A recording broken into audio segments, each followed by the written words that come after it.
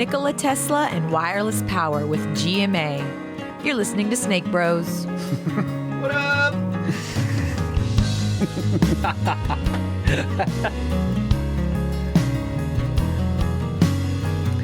And welcome back, ladies and gentlemen, boys and girls, angels and demons and monsters and serpents, to Brothers of the Serpent podcast, coming to you not live from the 10 by 10 by 10 tangent cube of science, nestled amongst the dusty bones of an ancient seabed, high atop the Everest Plateau. And this is a video podcast.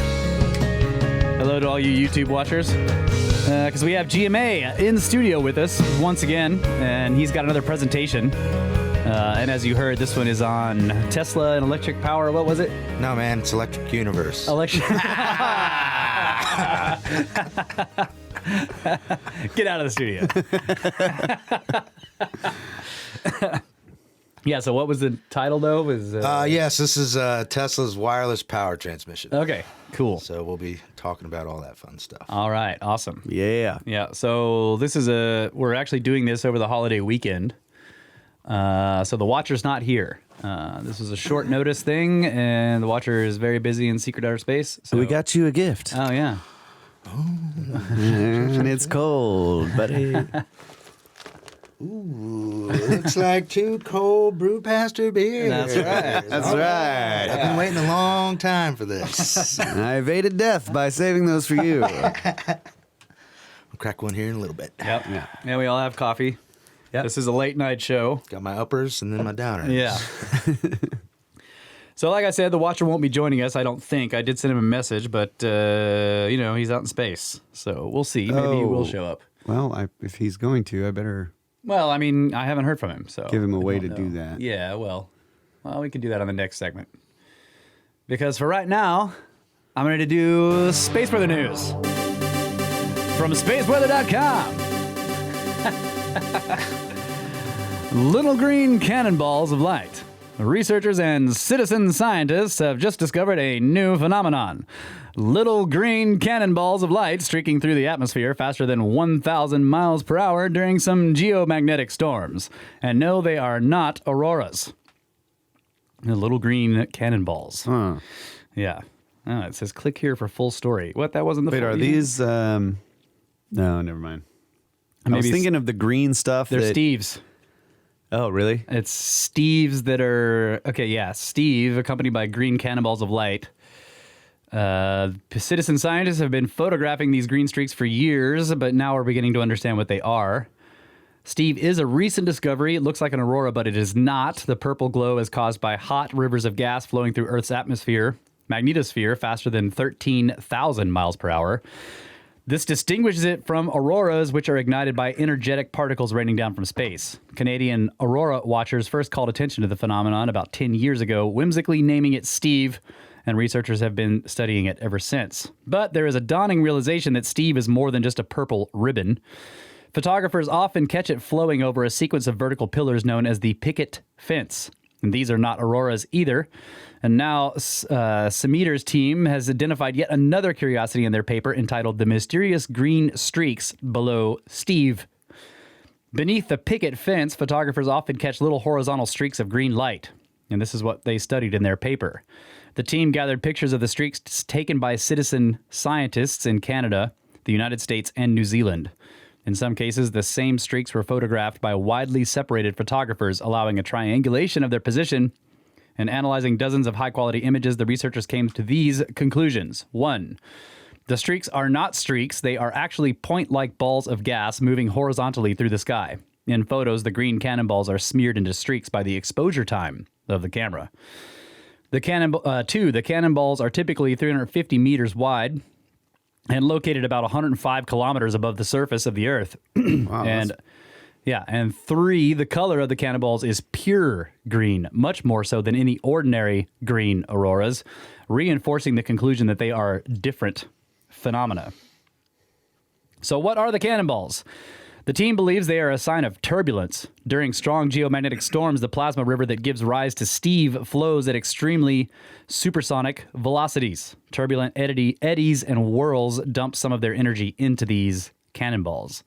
And this idea may explain their pure color. Auroras tend to be a mixture of hues caused by energetic particles raining down through the upper atmosphere. The rain strikes atoms, ions, and molecules of oxygen and nitrogen over a wide range of altitudes, and a hodgepodge of color naturally results from this chaotic process. But Steve's cannonballs, on the other hand, are monochromatic. Local turbulence excites only oxygen atoms in a relatively small volume of space, producing a pure green at 557.7 nanometers, and there is no mixture. Wow. Yeah. That's interesting. So it says if you're an aurora photographer looking to contribute, be sure to read all the original research, and they've got links here to the paper that was published about this. That's cool. They're still figuring out what it is. Let's see. There's also a story here called Magnificent Sunspot. There's only one way to describe giant sunspot AR2786. It is magnificent, says amateur astronomer Francois Rouvier, who sends this picture from France. And there's from France. There's a picture here of the sunspot, which I was showing Kyle and GMA earlier. To photograph the sunspot, Rouvier used an H-alpha filter turned to the red glow of solar hydrogen. It shows not only the sunspot's primary dark core, but also the hot atmosphere just above. Dark filaments winding around AR2786 trace a complex magnetic field that harbors energy for M-class solar flares. There are also two light bridges, he points out. He's referring to these canyons of light cutting across the dark core. The nature of light bridges is not fully understood. Some research suggests that magnetic fields at the base of a light bridge are busy crisscrossing and reconnecting the same explosive process that sparks solar flares. If so, AR2786 might be preparing to erupt. That was the sun butt? Yeah, the sun butt. Yeah. It looks like the asshole of the sun in this photograph. Which, if anybody wants to go check it out, you can see it on spaceweather.com for the November 28th date. Let's see. Current conditions. Solar wind speed, 434.1 kilometers per second. Density is 3.0 protons per cubic centimeter. We have sunspot number at 60. That's probably the highest number we've ever had on the podcast. We're at 62% spotless days total for 2020 right now. The neutron count is at 9% plus, which is rated as high. And the KP index is 3, which is rated as quiet. All right. All right. Appreciate that, sir. Conditions. And from businesstoday.in, money raining down from the skies is mere daydreaming for most people. But this daydream becomes a reality for Joshua Hutogalung, a 33-year-old coffin maker from Sumatra, Indonesia, where when a meteorite came crashing down into his house, he sold the meteorite for over 1 million pounds, or roughly, I don't even know what that is. I think that's rupees. Okay. Rupees. 9.8. Roughly What? $1.3 million. Yeah, one day in August, Joshua was working outside his house when a 2.1 kilogram meteorite crashed through the roof of his house. He said at the time, the sound was so loud that parts of the house were shaking too. And after he searched, he saw the tin roof of the house had broken, and then he lifted it up, and the stone was still warm. That's crazy. Soon after, Joshua posted several photos of the meteorite on Facebook, which attracted engagement from all over. The meteorite is made up of carbonaceous chondrite, making it an extremely rare variety. The space rock is estimated to be 4.5 billion years old. According to reports, carbonaceous is worth around 645 pounds per gram, roughly something in rupees per gram. Joshua had sold the space rock to Jared Collins, a specialist collector from the USA. Collins has resold the meteorite to Jay Piatek. Piatek has stored the meteorite in liquid nitrogen at the Center for Meteorite Studies at Arizona State University. Joshua has not disclosed the exact amount he got paid for the space rock, but said that it was around 1 million pounds. That's pretty cool. Yeah. Thank you for that story, G-Man. Why did they store it in liquid nitrogen? What's the... I don't know. They froze it. Oh, maybe, well, I don't know. I mean, why would you need to do that? Well, maybe what? I'm just trying to figure out why they need to put the space rock in cryogenics. Maybe there's some bacteria on it Yeah, or exactly. something. Unless they're thinking there might be life in there. Yeah. It's a beautiful Yeah, it's very meteorite. very crystallized. It's awesome. It kind of looks like some types of chert or flint that we might find around here, but it's a lot more blue. Yeah. But yeah, there's some pictures of it. I'm sure you guys can find this story. Yeah. I couldn't. Businesstoday.in. India, yeah. Of course, Business Today is like money raining down from the skies. Yeah, it's all focused on how much it was worth and what the exchange rate was. All right, well, I've got one from metro.co.uk. Actually, this was shared in the Discord. I don't remember who shared it. Maybe it was James. Not a tabloid. It's called World's First 100% Complete T-Rex Skeleton Found Locked in a Battle with a Triceratops. So to all you big paleos, big fake out there, here's the first full T-Rex. It's not being faked, guys. Scientists have revealed the world's first ever complete T-Rex skeleton found after it fell to its death in a deadly duel with a Triceratops. Each of the 67 million year old remains are among the best ever found and have only been seen by a select few people since they were discovered in 2006. All right, maybe it is a conspiracy. Fake. Yeah. The pair, nicknamed the dueling dinosaurs, are preserved together in what is thought to be a predator-prey encounter where both fought to the death. Entombed in sediment in Montana, they were discovered by professional fossil hunters, a cattle rancher cowboy, and two pals. Incredibly, their body outlines, skin impressions, and injuries, including Tyrannosaurus teeth stuck in the Triceratops body, can still be seen. It took years to extract the 14-ton skeletons and arrange their purchase and sale, so it is reported only a few dozen people have seen them so far. But this week it was announced they had been bought by the Friends of the North Carolina Museum of Natural Sciences for an undisclosed sum. The group has donated them to the North Carolina Museum of Natural Sciences, which is due to start building their exhibition in 2021. And they have released incredible photos of the remains to mark the announcement. It has been described as one of the most important paleontological discoveries of our time, and is the only 100% complete T-Rex ever found. Dr. Lindsay Zano, head of paleontology at the museum, said, "We have not yet studied this specimen. It is a scientific frontier. The preservation is phenomenal, and we plan to use every technological innovation available to reveal new information on the biology of the T-Rex and Triceratops. This fossil will forever change our view of the world's two favorite dinosaurs." And Dr. Eric Dorfman, director and CEO of the museum, added, "The museum is thrilled to have this unique opportunity to house and research one of the most important paleontological discoveries of our time. Not only are we able to uncover unknown details of these animals' anatomy and behavior, but our new dedicated facility and educational programs will allow us to engage with audiences locally across North Carolina and worldwide. A rancher, his friend, and his cousin found the fossils in 2006, and it is reported they came to a deal with the landowners. The dueling dinosaurs themselves went to auction in 2013 at Bonham's in New York, but no bid met the reserve price of $6 million. During years of negotiation, the fossil was reportedly locked away in labs or warehouses, but thanks to donors, the nonprofit Friends of the North Carolina Museum of Natural Sciences has now bought them on behalf of the museum, and the dinosaur carcasses have not been studied and remain entombed within sediment from the Montana hillside where they were discovered. So this is always, now when I hear stuff like this, I think about, okay. God, look at that skeleton, the head, the skull of the T-Rex there, though. It's freaking awesome. That's amazing. I don't know what I'm looking at. I see some teeth. Yeah, you're looking at the nose. It's laying on its side in the sediment. That's cool. Yeah. So yeah,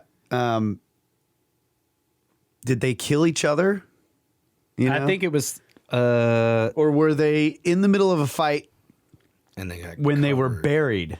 Right. That seems more plausible to me. Because they're preserved in the fight. Right. They still have tissue. Like they didn't even see it yeah. coming, or maybe they Yeah. weren't paying attention, or Too busy fighting. hey, that's my food. That's my food. It's like they don't even. I don't know. I thought I read somewhere, maybe it's not in this article, that maybe this is, maybe I should I thought I say it. remembered you telling me something They about. fell off a cliff while they were Yeah, fighting. that's right. I remember. But that still wouldn't bury them and fossilize them. That's the thing. That's the thing that I think about it now is like, okay, even if they did both fall and like one's teeth were embedded in the other one, they hit the ground, they died. Yeah. Something has to happen pretty quickly before their bones are scattered and drug Yeah, off exactly. by other Scavengers. and stuff. So it's like And if their skin was preserved, I mean, yes, you're right. or an earthquake and a crack opens up and they fall down in there. Yeah. So there's something, I don't know. Yeah. Yeah, it's, really- not in this article, but I do think I read somewhere. That's what you told me the okay. It first time. says found after it fell to its death. So they at least the beginning of the article is implying that they fell while fighting. But maybe it was in a different article where they said. But yeah, the very first sentence says scientists have revealed the world's first ever complete T-Rex skeleton found after it fell to its death in a deadly duel with Yeah. the Triceratops. Yeah. And I wonder if they're basing that on injuries at the T-Rex shows. Yeah, I don't know. Because you would also have crush injury Yeah. from being From buried. being buried, yeah. Yeah. Or slammed And up against tons a of cliff. sediment. Yeah. Yeah. Yeah. Huge loads of sediment. Great story, though. That's one of those ones where we read it and we're like, dang it. I know. I want to be one of those guys. Freaking Montana onions. All right, so we got some. Montanians. Yeah, we got some listener communications here. Finish out. We got 15 more minutes for the first segment. So this one's from Anne, and we haven't done listener communications for a while, so some of these are from a while back. But this one's from Anne. She says, I was working weird rotating shifts at MAC or MAC headquarters and got caught unprepared for a deep cold blast. I only had a few chickens at that time and figured they wouldn't generate enough heat to keep each other warm. So I did the only thing I could and put them in the bathtub with the curtain closed to keep them in. I couldn't find one and finally gave up as it was already dark and very cold, and I felt bad as she had probably already died. But when the cold lifted a few days later, there she was walking around by the front door going, where is everybody and where's my breakfast? Pro tip. A fishing landing net works great for catching chickens. Like a cast net or something? Yeah. And she says, also, I'm totally okay with the Watcher's resupply being whatever he wants. A case of Pringles, if that's what is fueling him. All the best. And That's right. Hey, the can of Pringles is a lot quieter than the bag of chips. yeah. right. So I think this is called Funny Chicken Story. And this is in response to us sort of laughing that they're putting the heat lamp in for the chickens Yeah. in their coop. Yep. She's like, they don't care. Hey, man. You just got to do what the boss says. That's right. But that's a good point. Yeah. Okay, this one's from Brandon called Space Weather. He says, hey guys, just a quick idea for you. I was recently reading Noetic Universe by Dean Radin, the scientist who studies psi effects, ESP basically, and there is a part where he actually talks about cue music, space weather news. He does studies on how intention shapes casino wins, studied against, in these experiments, the Earth's geomagnetic field. Turns out, when the GMF is quiet, which also seemed to coincide often but not always with the full moon, the psi effect was stronger and people's intention more powerful, and they won more money. Spaceweather.com has a section in the sidebar on the planetary K index. Units are KP, so maybe in addition to your proton density reporting, you guys could add the KP levels, as it seems at least some of your listeners seem to have to be into consciousness and mind effects. So there are actual applications too. I, for one, believe at least some aspects of ancient civilizations' technologies may have involved psi effects. So it's relevant to the show, and actually I'd love to hear your guys' take on that. Anyways, just a thought, pun intended. Love the show, latest book report, and the 30% brain expansion. I'm off now to manifest myself some dinner. Peace, Brandon. So yes, cool. Brandon, I started adding the KP index right after I got this email, which has been weeks now, so we've been doing it. Well, I did it at least once, maybe twice. You didn't tell me why. I told you that people asked that we add it. Yeah, but he's saying the reason why you should add it is because an increase can have an effect on psi. Yeah, so I'm confused about this Like, because extremely important snake fact left out of. Yeah, I'm adding this other piece of data. Okay. I thought I did say, well, maybe I didn't. But I'm confused about this because I guess it was really low at the time. Otherwise, I would have. You would have picked it up. Yeah. Right. I would Yeah. have figured it out. Well, no, he says, turns out when the GMF, the geomagnetic field, is quiet, the psi effect is stronger and people's attention more powerful, which is weird. That's what Soraya was saying. No, he was saying that shock and somebody else had figured out when there was heightened solar activity, which causes the KP index to fluctuate. That's what gives you more psi powers. Right, that's what I'm saying. It's confusing. So is it a fluctuation of the KP that's causing it? Yeah. Well, maybe it's. I mean, if it's quiet, what does that mean? The KP index is how much it's fluctuating. Right. So not the fluctuation of the index itself, but the index is a reading on the fluctuations. Yeah. So quiet, he's saying that gives you better psi, but Soraya was quoting Robert Schock, who was saying that all this data had showed that during heightened solar activity, the KP's fluctuating. Well, no. During heightened solar activity, that psi effects were better. So you would imagine that heightened solar activity would cause the fluctuation, right? Yeah. Well, cause the KP to be higher because that's fluctuating the GM. Yeah, exactly. Yeah. So anyway, we do need to get to the bottom of it because I'm confused. But still, I've been adding the KP to the report. Well, and if you think about it from an electromagnetic standpoint, you have to have something moving through a field to create a charge, right? Or the field has to be fluctuating. For induction? Yeah. So if you don't have a lot of fluctuation, then you're not inducting any power. Oh, well, hey. Yeah, which is weird because he's saying when it's quiet, that psi is better.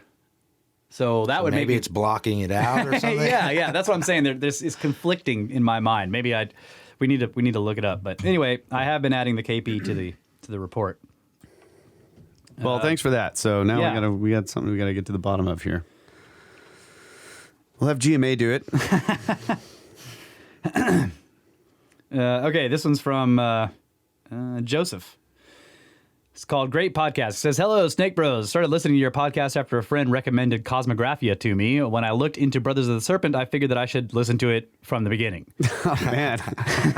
Anyway, I have gotten to the Giza power plant episodes related to Christopher Dunn's work, and it is extremely fascinating material. Also, the way that you guys integrate humor into the podcast reminds me not to take life too seriously, which is a reminder that I often need. Keep up the great work, and thank you for creating an entertaining and thought-provoking podcast. And in this email, I included a low-effort meme I made in Microsoft Paint 3D that I thought you might get a kick out of. All the best, Joseph. Thank you, buddy. Yeah, and it's the two astronauts, and he's like, wait, is the turtles all the way down? Always has been. Always has been.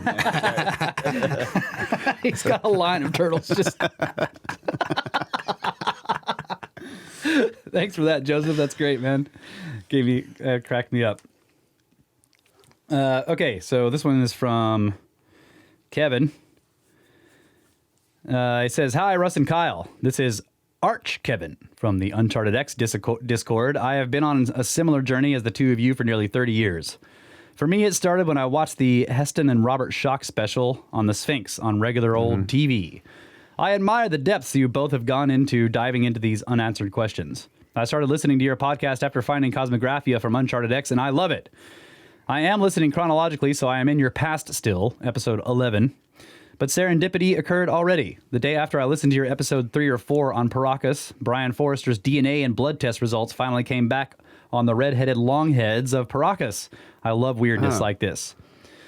Beyond sharing my admiration for you and letting you get to know me a bit, I am going on the Egypt tour with Ben. So they're there right now. I've already been seeing some pictures. Super jelly. Yeah.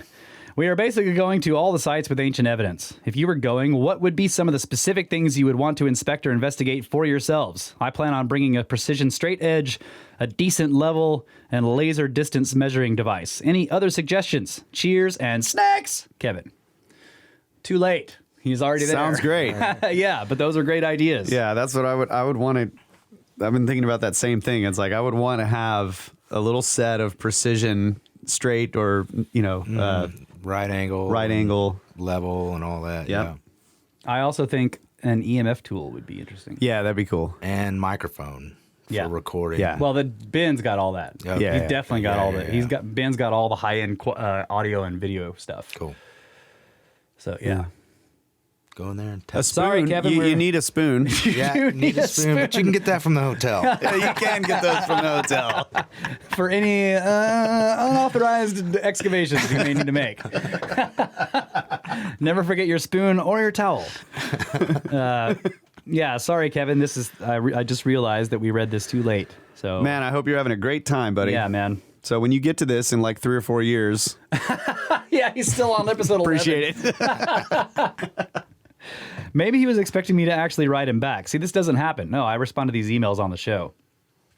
So yeah, he'll get there a couple of years from now and he'll be like, oh, yeah, should have taken an EMF meter. Okay.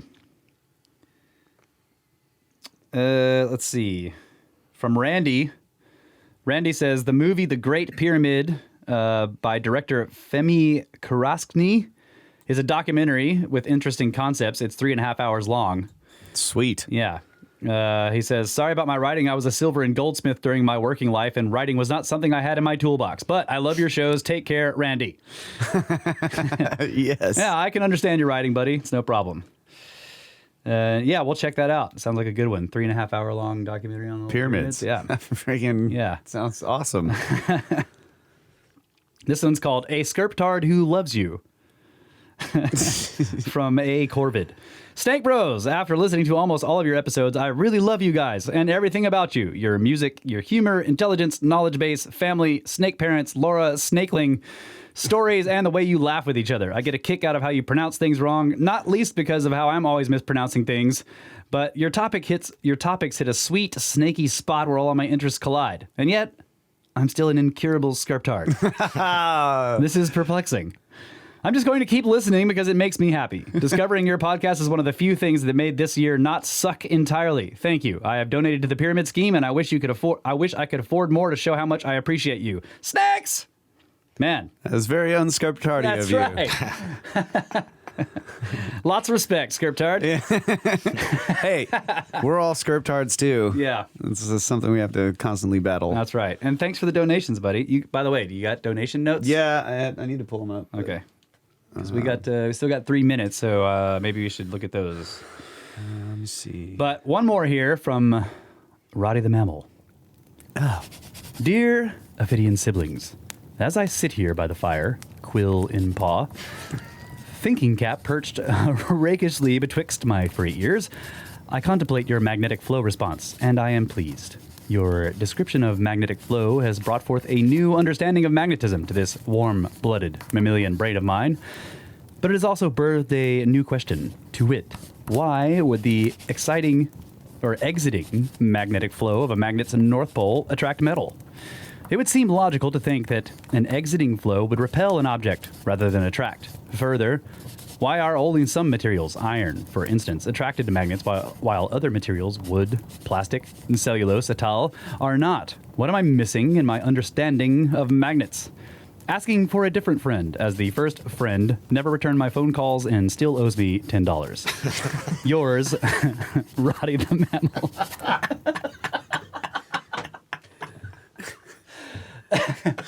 So we have GMA in here. Let's give him a shot. Did you hear the other one? I did, yeah. Okay. Yeah. So basically, the idea is why is the inflow side pull stuff, and how come the outflow side doesn't push things away? Well, so the first thing I thought was, if you stick up a magnet to a piece of ferrous metal like steel, Yeah. it doesn't matter which side, north or south. That's right. You stick it to, it'll still stick to. And that's what he's asking. why. Why is that the case if there's some kind of flow happening? Well, so I think what's going on is that magnetic field is inducing a Magnetism field into the metal. ferrous metal. Ah. And but it would be opposite polarity to attract it. Well, or it would, like you were talking about in the first response, is that when you stick two magnets together, it becomes one larger field. Yeah, that's right. Okay. And so it's inducing a magnetic field in the same direction in that metal. Okay. That's my initial thought. I think that's great. And That's then a great why answer. doesn't it work on other materials like wood and plastic? Yeah, I think it does. You just can't, it's not enough to detect it Okay.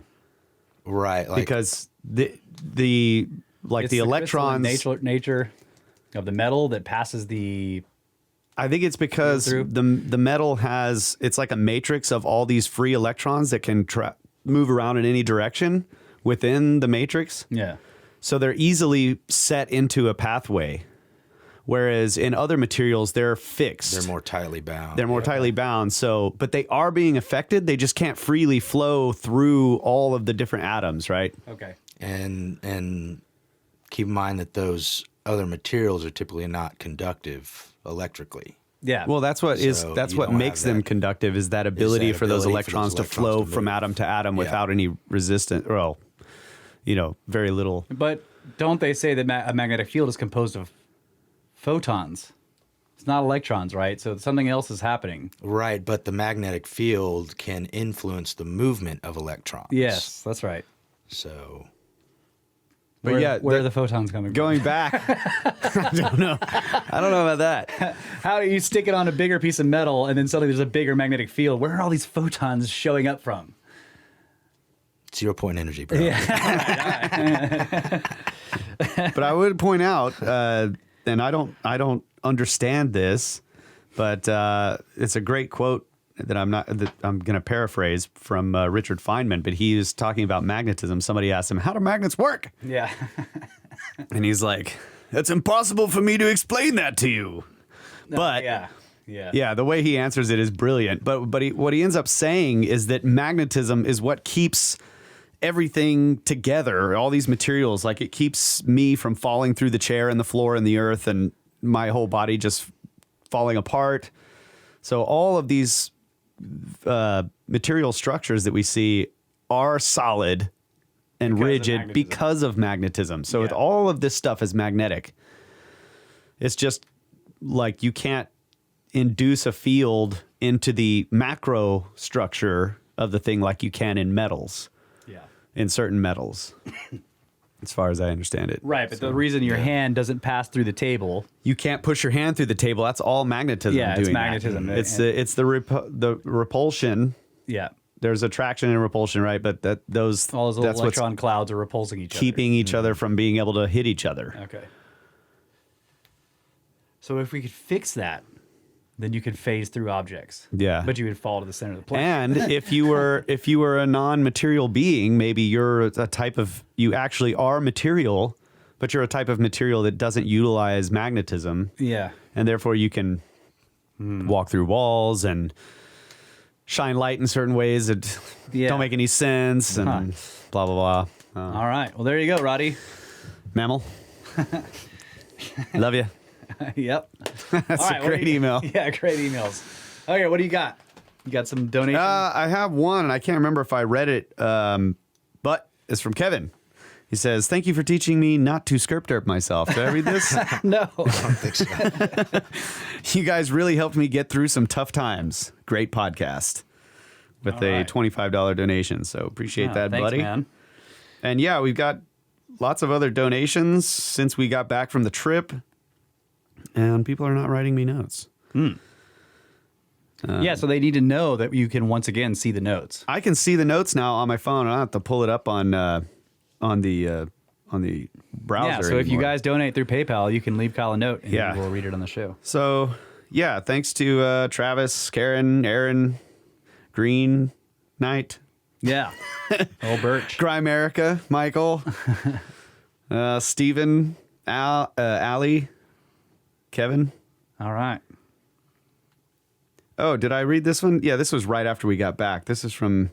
The only one you've read that I remember is from Anne. It said, resupply the watcher. Okay, this is from Clueless Chris from the Discord. Oh, okay. I didn't read this one? I don't know. Sending you refill to go straight to pyramids. I forgot to, yeah, and this was a $10 donation, but she said, I forgot to let you know that the 33.33 came from me. So she had, Okay. Thank Yeah. you. Thank you so so much. she had done 2 donations, and the extra ones to let us know that the former was from her as well. Nice. So appreciate that. Yeah, thanks so much. And I thanked her in the Discord as well. Okay. All right. All right, well, let's take a break, and then we'll get into old GMA's presentation here. Yeah, I think we should talk about something else. All right, we'll be right back. Yeah.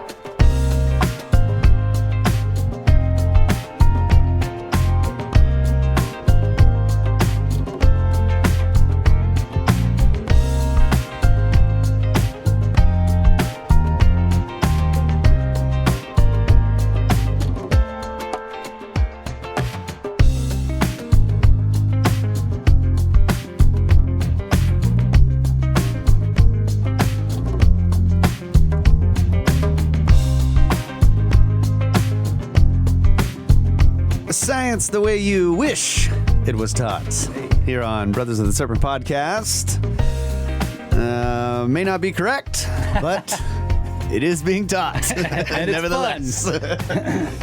And with Beers and Smokes Technologies in hand, without further ado, we'll get going on the... Oh, yeah. Oh, I gotta pull out one of my brew pans. Okay, all right, I'm jumping the Oh, wait, am gun. I going to have to plug in? Let's see, what am I No, going it's- with? I'm going with this pulpit. Oh, the yeah. Pulpit Pulpit Supply. Supply. American brown ale. Yeah. Is it Yeah, cold? Is it I cold? had to save 2 of those Brewmaster beers for old GMA. Yeah. Ooh, been waiting quite a while for these Brewmaster beers. GMA had to scramble to come up with something to do on the show.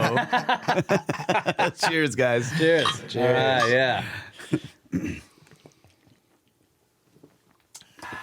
Ooh, that's good. Yeah. Oh, you want a koozie? Oh, yeah. Yeah. You get the pink one All right. with a mustache on it.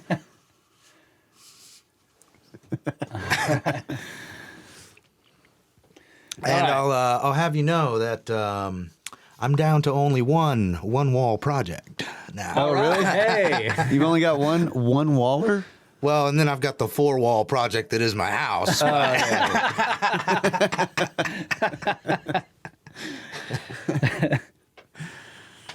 That's pretty amazing. You've cleared So out your projects. The tractor is done? Tractors. Well, I'm fixing a few little nitpicky things on okay. it, but it's running. Wow. So Pinball machine? that's the 1-wall project. It's only got one It's wall only got around it? one wall Yeah, on it's it only now? got one wall. Half of it's the lathe, and then okay. the rest is like some. Oh, wow. I thought the pinball machine was done. doomed. Yeah, it was doomed. It had three walls. Back from 3 walls down to 1 wall. Well, congratulations, bro. Yeah. Thank you. Yeah, let me share my screen here. All right. All right. And just to preface this, obviously I'm going to be talking about Tesla's wireless power transmission and going through some of his patents, some of the research he did at Colorado Springs.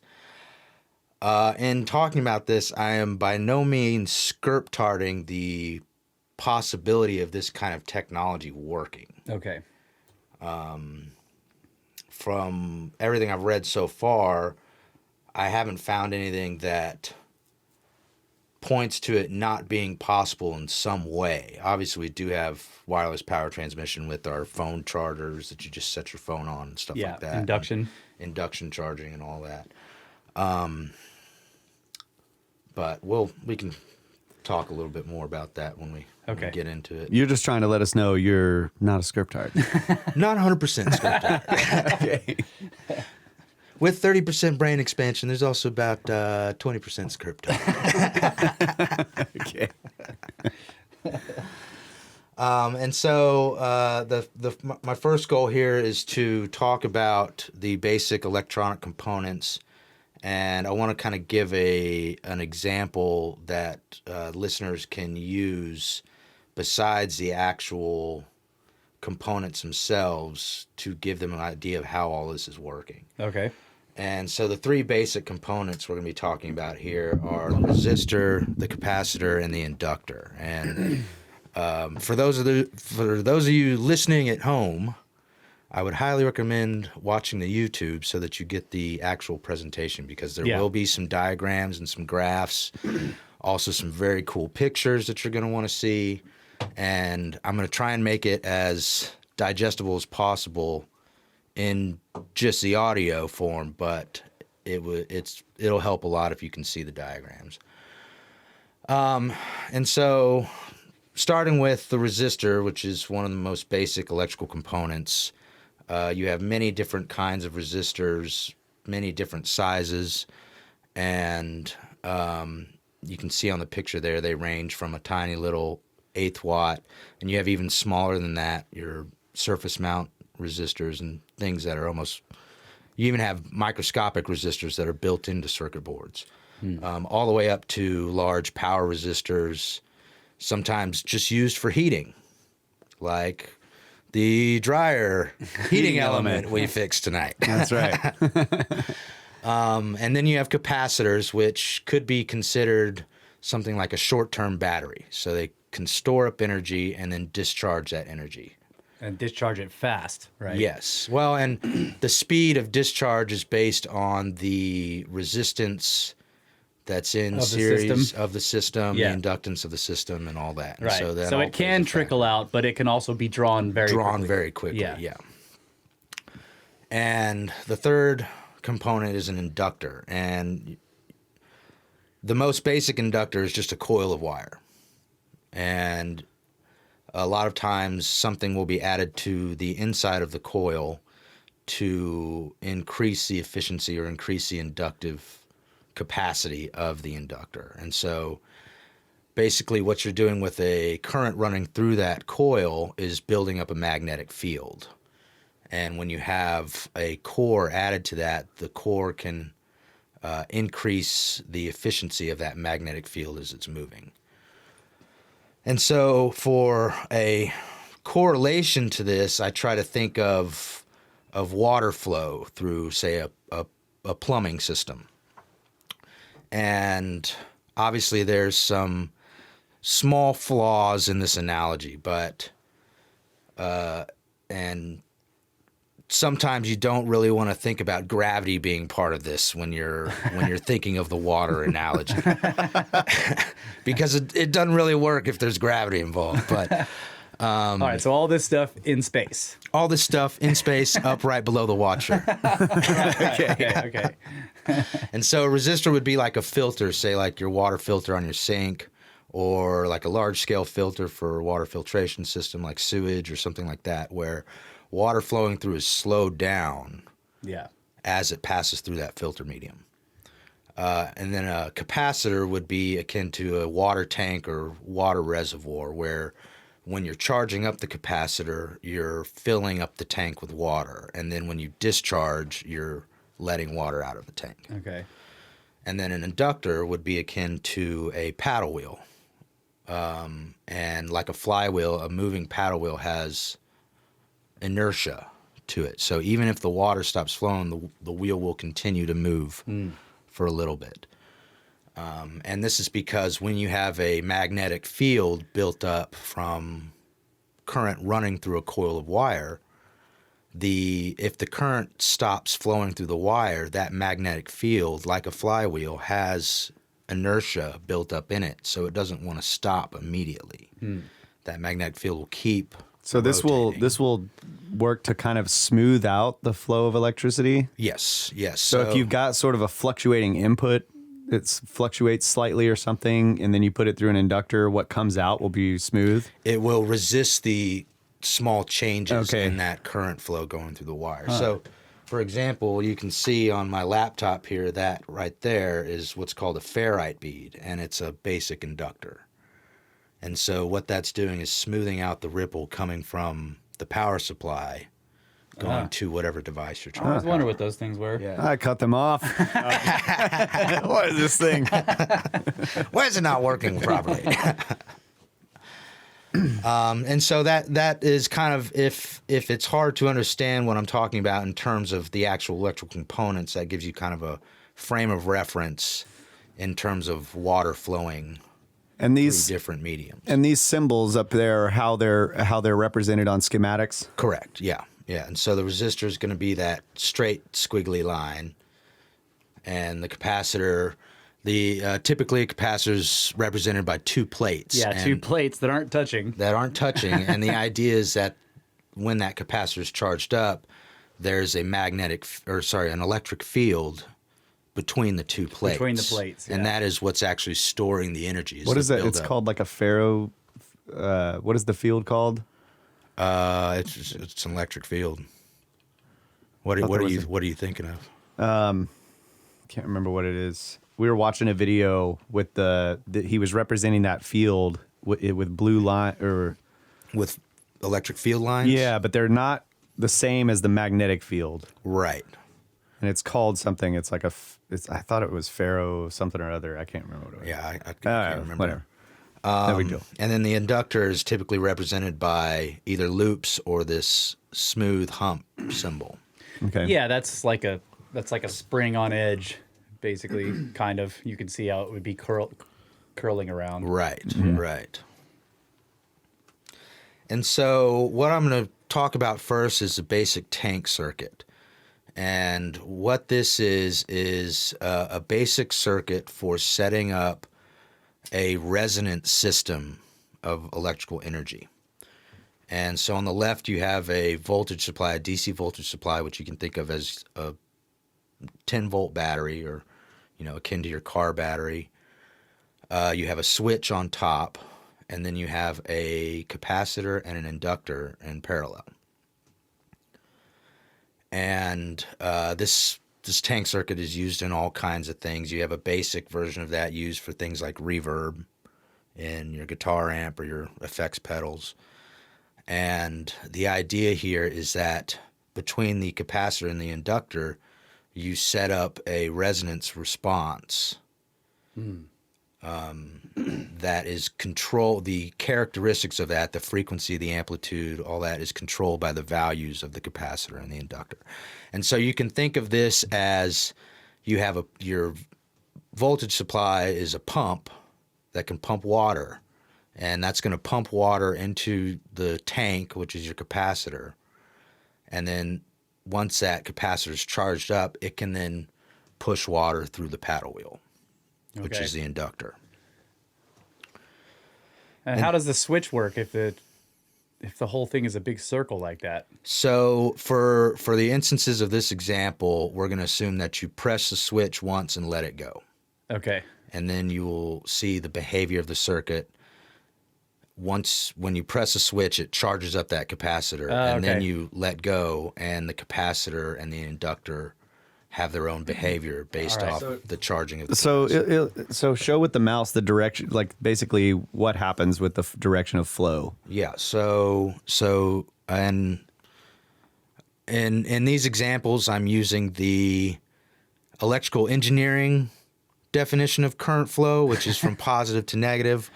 I'm sure all the physicists will because actual current flow to them is the electron flow, and we think of it backwards, and Yeah.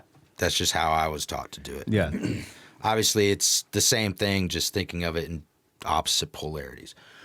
And so the current flow will come out of the voltage supply once the switch is pressed, go through there and charge up the capacitor.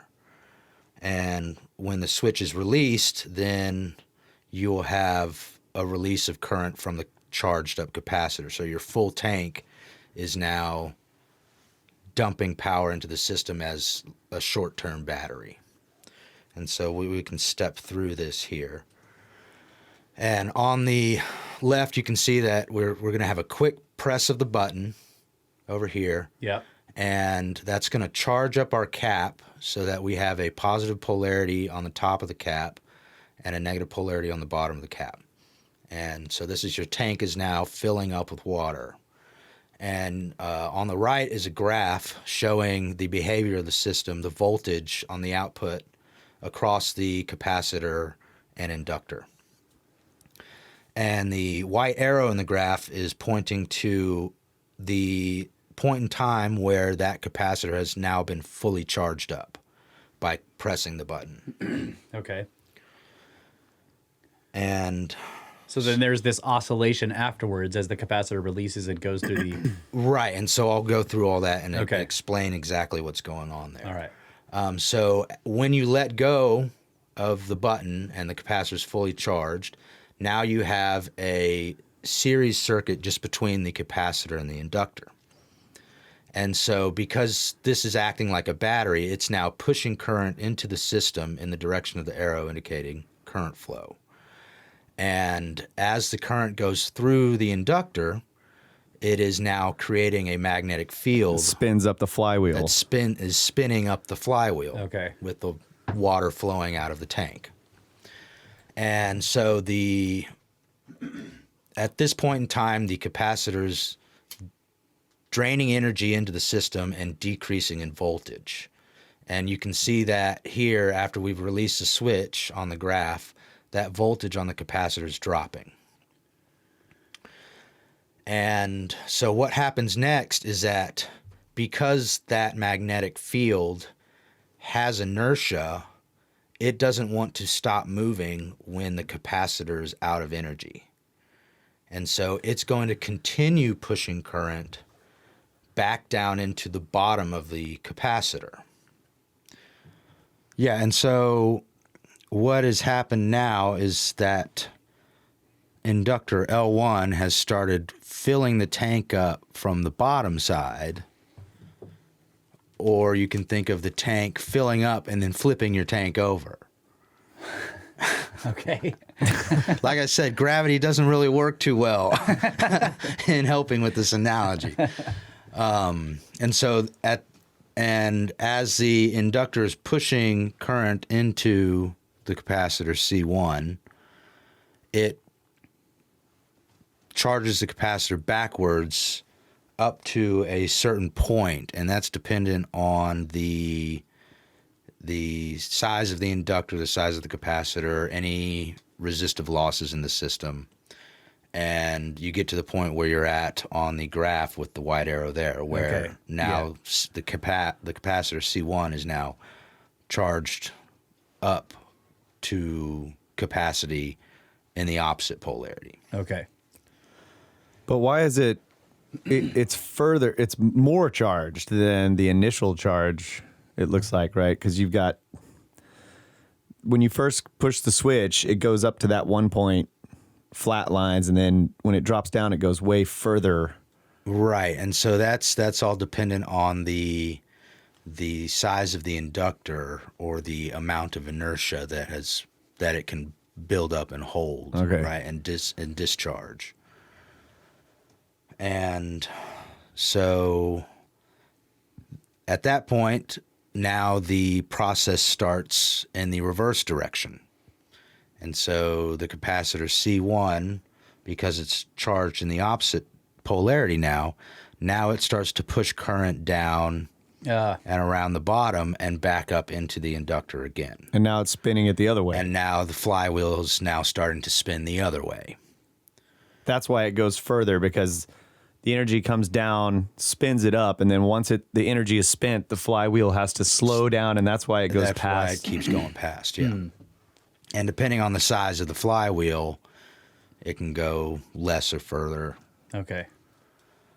And so that magnetic field is now starting to build up again, and you see that the voltage across that capacitor C1 and inductor L1 parallel combination is starting to come back up.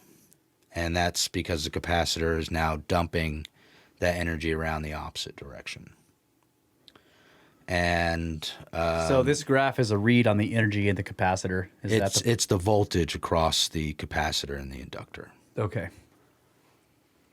And so because you have that inertia in the flywheel of the inductor going the opposite direction now it starts charging the capacitor C1 back up. Yeah, in the original. Back to a positive polarity. Okay. And so then at that point, you are now back at the start of the cycle.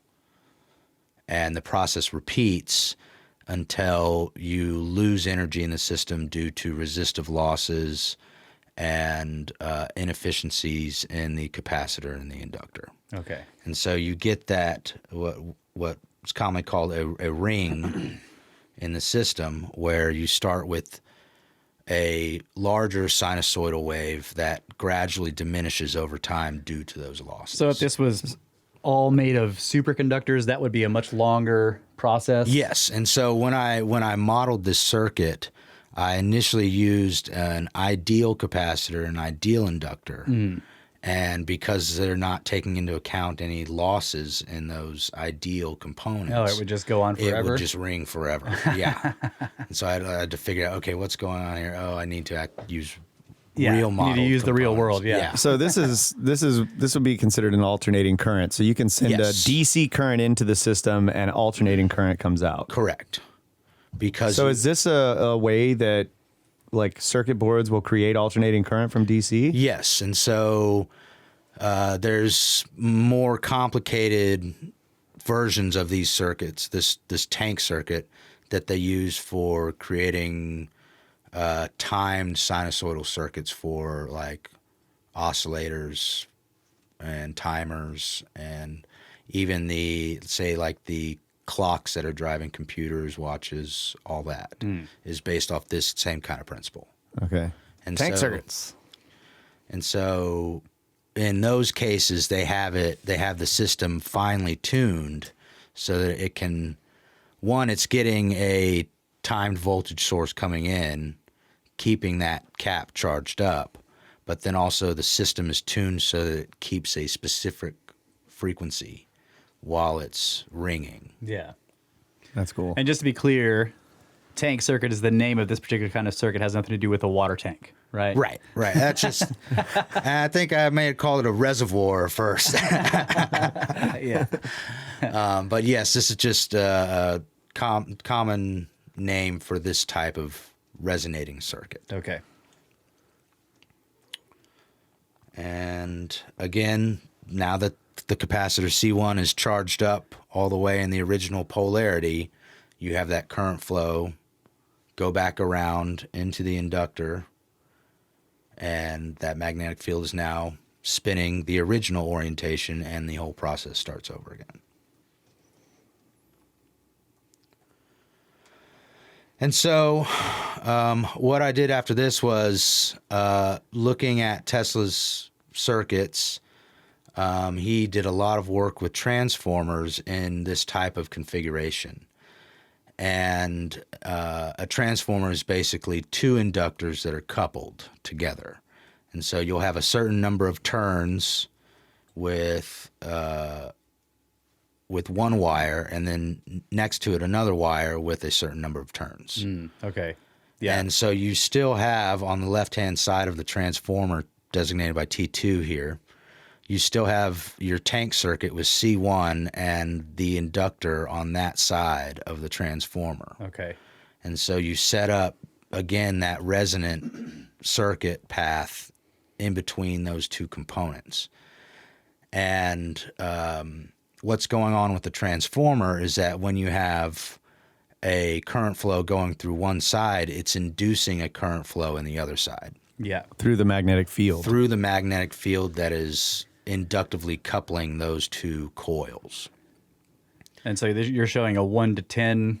Is this about the wrapping? Correct, yes. Okay. So the 1 to 10 is the ratio of turns between the two sides Okay. of the transformer. So you have Yeah. So one if this turn side has for every 10 if this side turns. has 10 turns, the other one has 100 or whatever. Exactly. Okay. Yes. Yeah. Yes. And the behavior of a transformer is that the ratio of the input to output voltage on the transformer matches the ratio of the turns between the primary, what we call the primary, which is on the left side of the transformer in this case, Yeah. and the secondary. And so in the graph, what I'm showing here is the red plot is the voltage, like what you were seeing in the previous examples. It's the voltage across the capacitor. Okay. And then the blue plot is the voltage across the secondary of the transformer. Inductors, yeah. Yeah. On that second inductor. And so you can see in here that you're getting roughly, if you look at the numbers here, you're getting roughly a 1 to 10 ratio from the input voltage to the output voltage here. And there are some behaviors as far as That looks like free energy, but it's not, right? It looks like free energy, but what's actually happening is you still have conservation of energy where because you're stepping up the voltage, you're actually decreasing the current running through that. All right. So you have a tenfold decrease in the current running through the secondary circuit. All right. So what we had talked about when Archer and I, Archer showed all this to me last night, and we were talking about going with the water analogy. The transformer, basically, you could think of it as like you got a big pipe or the open water hose with no sprayer on the end, and it's just dumping out, right? Or you hook it up to a pressure washer, and you got this tiny little stream, but it's a really high pressure jet. Okay, yeah. So higher pressure, but lower flow. Exactly. Exactly, So you yeah. you with the pressure washer, you may hold it down for 10 minutes, and you don't even get near the gallons per minute you would get if you just had the hose just dribbling out. Okay, yeah. You get more gallons per minute with that open hose, Yeah. but you get a much higher pressure with the, even the sprayer on the end of the hose. Yeah. Right, and so you can equate that pressure to your voltage, right? Yeah. So you're getting a higher voltage, higher pressure, but less actual water flow. Like Right. less so flow rate. Yeah, Yes. so you end up with less volume in terms of water over Right. time. Okay. Right, exactly. Yeah. And so that's Yeah. that looks that looks process. like a free lunch, but it's not a yeah, free lunch. that Right. process is reversible, right? You can have a high pressure system and then turn it back into a low pressure, high flow, Right. which you can't do with water. No. Once it's high pressure, low flow, you ain't going back. That's right. You can go back to low pressure, but you can't go back to high flow. Right. And obviously, in this case, you can see that we don't have that drop in voltage like we did with Yeah. the previous example, and that's because I'm using an ideal transformer You're using here. perfect. Yeah. That's a perfect inductor now, right? So Yeah. for the sake of the example, we're just showing with a perfect transformer with no losses there. So what do you have the red squares for? So I just highlighted that to show that there is a difference in the voltage scale for those two plots. And so if you're looking, the red plot is the box on the left, and that has a scale of 50 volts per division. And so that's going to be your dashed Oh, lines. I see. Okay. And so your sinusoidal wave is about 50 volts peak to peak. Yeah. So 25 up, 25 down. Whereas on the blue scale, you're at 200 volts So per we're division. going to 210 up and 210 down. Right, So right. 420 across or something. Right. Okay. And so Yes. I wanted to talk I remember about the Tesla rotary- talking about this a lot. Yeah. Yeah. And I wanted to talk about this because in my previous examples, I have this switch, S2 over here. Yeah. And what I said in my examples is that you press a switch and let go. And that creates that response curve as time moves on and the circuit behaves in the way it does. And so what Tesla was trying to do with that button press is, let's see if we can speed that up. And one way of speeding up that button press is to use a spark gap. And what a rotary spark gap allows you to do, instead of just having a single spark gap that's going to be like a single button, zap, zap, zap, where basically press a button, press a button, press a button. You have a motor that's driving a set of spark gaps that are rotating on a wheel. And so what that's doing is increasing the rate drastically that you're Turning the sparking switch on that and off. gap. Yes, Yeah, turning the switch on and off. And you have asynchronous and synchronous rotary spark gaps. And the idea here is that with a synchronous spark gap, what you're trying to do is synchronize the push of the switch with the coming back up to positive voltage of that capacitor, Okay. so that in effect you're pushing the swing at the right time to keep to keep that system, instead of oscillating down to nothing, the capacitor fully you're charged. keeping the capacitor fully charged in time with the resonant oscillation. frequency, Okay. the oscillations in the system. So on this, those two contacts there's something would be plugged in. There would be wires there. Is that the idea? How this works? Right, And so- then that so- goes up the posts, and as that spins, they touch those. Is that what's happening? Yes. Okay. So you'd have two wires coming in here, Yeah. one to each terminal, and as this spins, you're connecting those Yeah. two via a spark gap. And because you're working with higher voltages here, it's akin to, say, a spark plug in your car. Yeah. Where Where you snap across. it snaps across, and it's in effect pushing that button, because when it snaps across, you have a short circuit there Yeah. where you have high current flow through that arc, which is basically a plasma arc created from that high potential between the two electrodes. Yeah.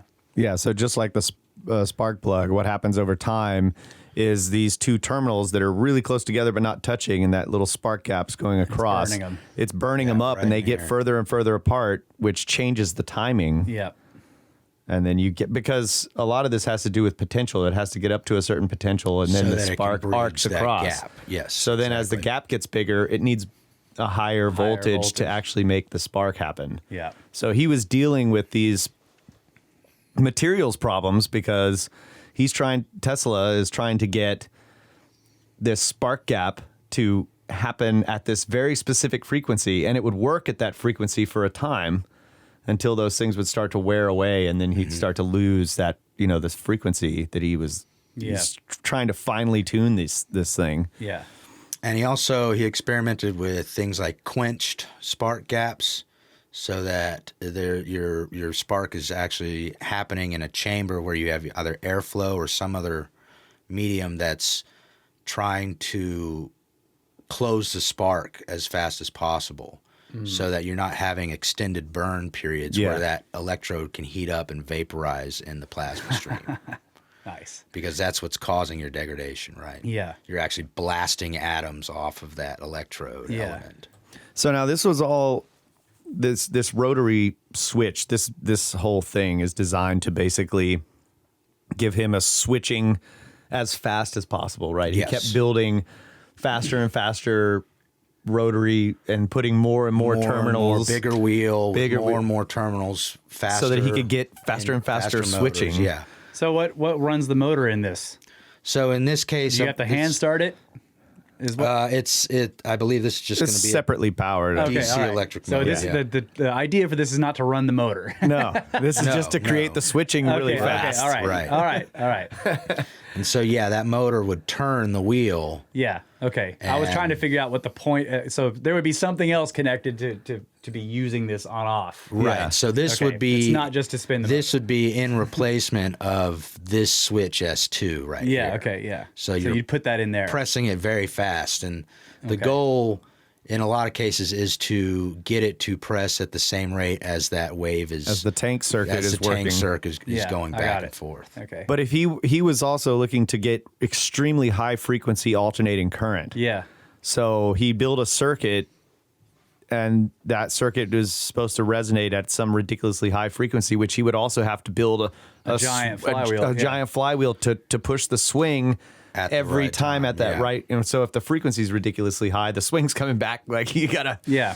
push it ridiculously fast. So And I think And then you would have wheels flying apart. that's right. We talked about the materials failures of those devices Yeah. where he was like he kept spinning them up even faster and faster, and then they'd start wearing out the bearings or whatever Yeah. and flying apart.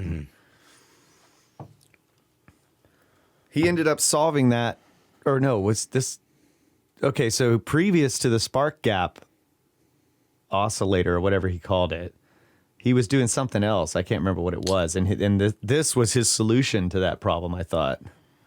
Yeah, and I can't remember right off the top of my head what he was doing there.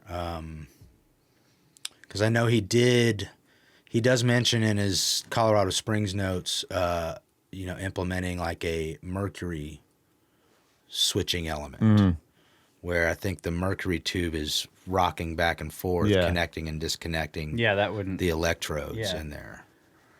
And I yeah, didn't you really couldn't do that very fast. No. Is this gravity? Yeah. Yeah, and you got to wait for that heavy mercury to Fall to the other fall side. to the bottom. Yeah. Let's we're at the end of the segment, so yeah, let's take a break, take a okay. short break. Yeah, we'll take a little break. I would love to have a lab set up to play with something like, just the spark gap thing, just like. Well, and he was working at like 45 kilohertz up to like 150 kilohertz on his spark 150,000 times per second. Yeah. Wow. And we'll get into the Colorado Springs laboratory after All right. after the break. Let's take a break. Snakes! Sparks! Sparks!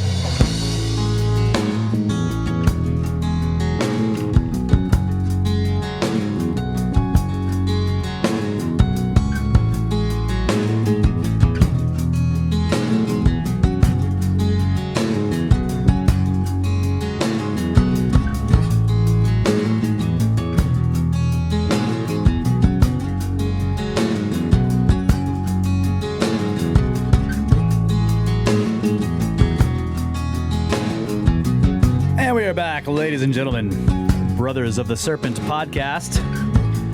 And we are joined in the studio by GMA. This is a long-awaited sode. Yes. And for a long time we were like, what are we going to talk about, GMA? And then we figured it out. Tesla, of course. Of course. GMA is electrical engineer. Let's talk tests. So, here we are. Time to talk tests. Time to talk some tests. Next we're going to talk about the Colorado Springs laboratory, and Tesla went out there in I think late 1899, and he was originally given funding by, it was either J.P. Morgan or Westinghouse, to design and build alternators for generating alternating current, design and improve upon his designs. And he instead took that funding and went to Colorado and experimented on what he wanted to experiment on, which was his theories on wireless power transmission and the transmission of information wirelessly. And so, people say, oh, he was he just wasn't able to achieve his dreams because people didn't want him to, or Yeah, the funding was pulled. the funding because they was couldn't- pulled. Yeah. And it's really, the funding was pulled because he didn't do what the investors wanted him to do. Because he didn't do what he told them he was going to Yes. do. Yeah. Yes. Yeah. Yeah, see, I'd never heard that. I had read that part that he basically misused the funding because he told them, yeah, I'll do this. And that was the agreement. Like, we'll give you a whole bunch of money because you're a genius, but we want you to work on this. And he said, okay. And then he went out there and spent all that money on other stuff. Yeah. And then tried to sell it to him like, come on, guys. Like, great. This is really going to be awesome. And he did, talk a lot about these, what people thought were fanciful ideas of having like a world grid and, Yeah. where it would be really easy to get power and all that kind of stuff. Yeah. So Yeah. that's really what he wanted to do. And I think what I read in his notes is that the laboratory cost on the order of $100,000 Yeah. to transport his equipment from New York, and then also buy materials and transport them there. And if you think about 1899, how much is $100,000 nowadays? Yeah. That is a lot of money. Yeah. Watcher can figure that out. Yeah, Watcher. Watcher, how much is $100,000 from 1899 worth today? Yeah, he'll figure it out. So that's a picture of the lab. Yes, this is a picture of the inside lab, and on the left here, you can see this circular wall here, and actually what that is part of the primary winding on one of his giant transformers. Oh my God. Oh my God. And this thing was 52 feet in diameter and consisted of, I think, 50 turns of 3/4 inch copper bar. Whoa. which amounts to just over 2 tons of copper wrapped around that thing. And in the foreground, you see these boxes. These are actually banks of what they used to refer to them as condensers, and capacitors. Capacitors. Yeah. And you have some other stuff. So they're sitting in giant vats of oil. That's why they're all. Well, I think what these were made out of is you had insulated boxes that were filled with salt water, and then those little white circles you see on the top are actually the stoppers to glass jars that are inserted into the salt water, and they're also filled with salt water. So it's an insulator and 2 conductors, basically. Exactly. Yeah. Okay. The watcher says it would be $3.1 million, basically. Wow. Yeah. And then he's got some various other equipment back here, like a high voltage transformer, an adjustable transformer winding. I think there's some parts for a generator back there somewhere. So I have a quick question. Sure. I can't remember, but that bar wound around that thing, is it touching, or do these windings have to be kept a little bit separate from each other, or can the copper touch it? I believe in this case they're actually separated because they're not insulated.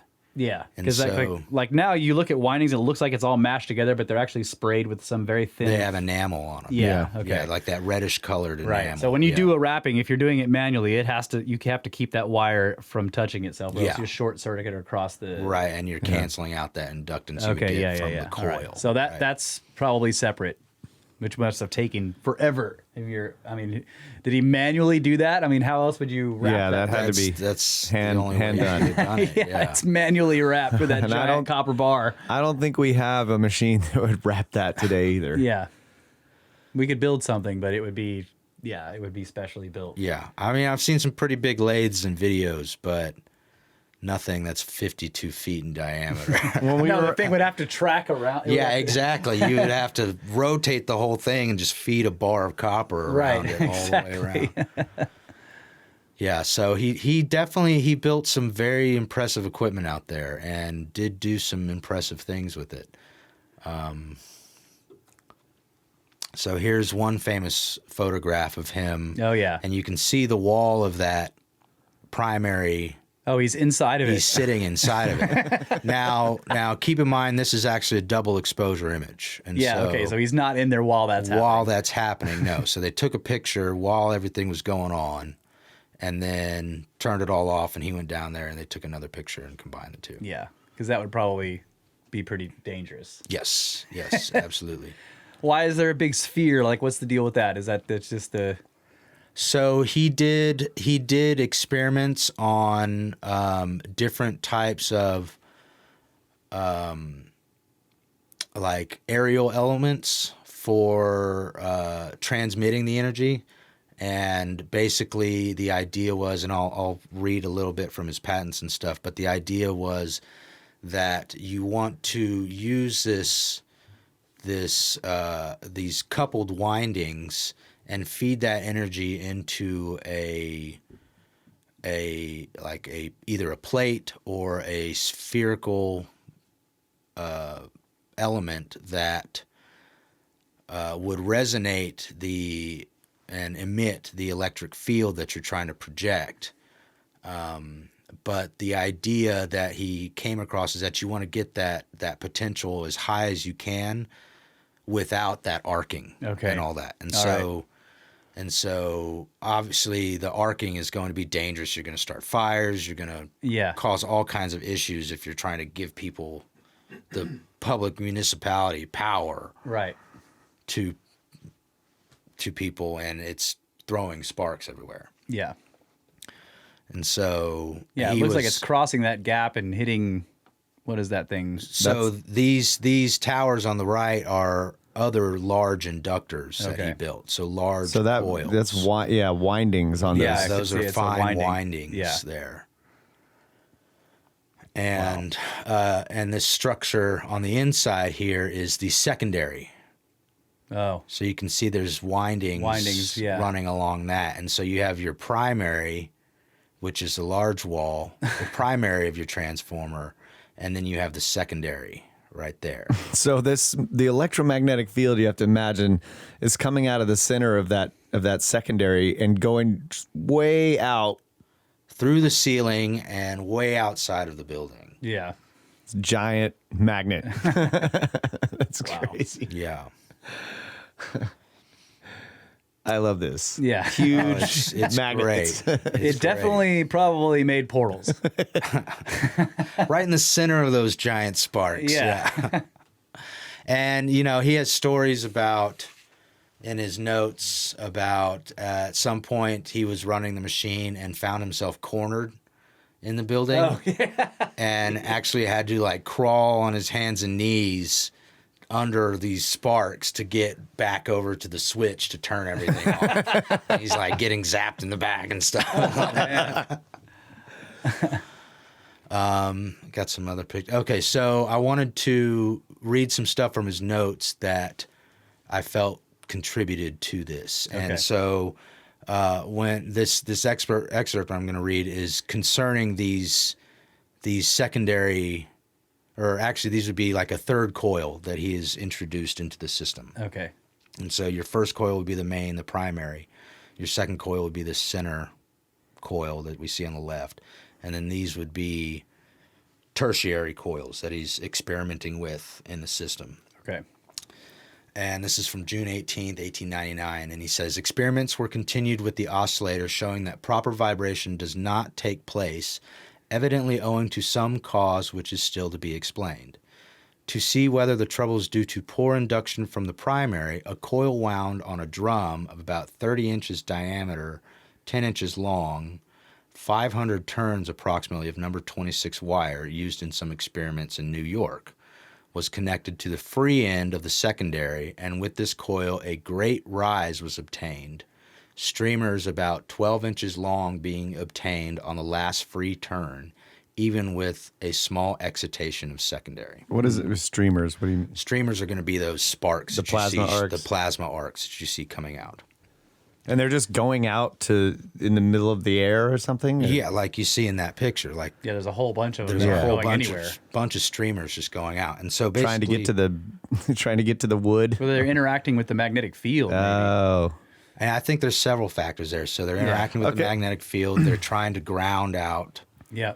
They can't quite make it. Okay, I want to point out something else on this image. So some of the stuff that I read about when he was working on this primary and secondary coil is he actually designed in the primary a way to move kind of like a potentiometer sort of to move the main terminal along that primary Yes. rod. Yes. Because what he was trying to do is tune the primary with the secondary coil.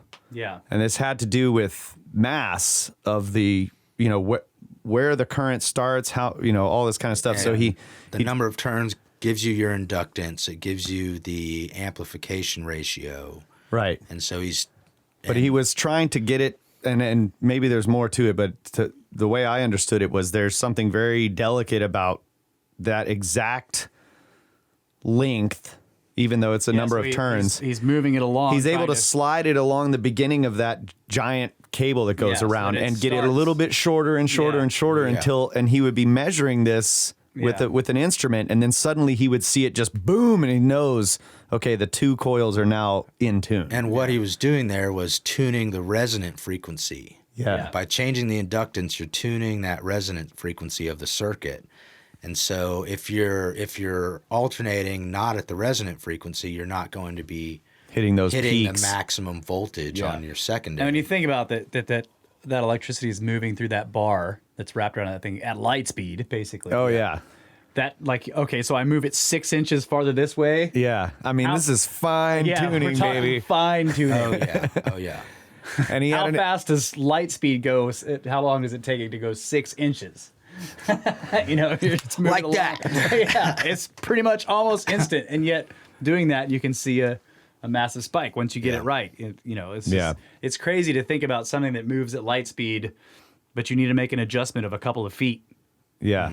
Well, when you think about it in terms of Oh, it looks like the watch the is wavelength,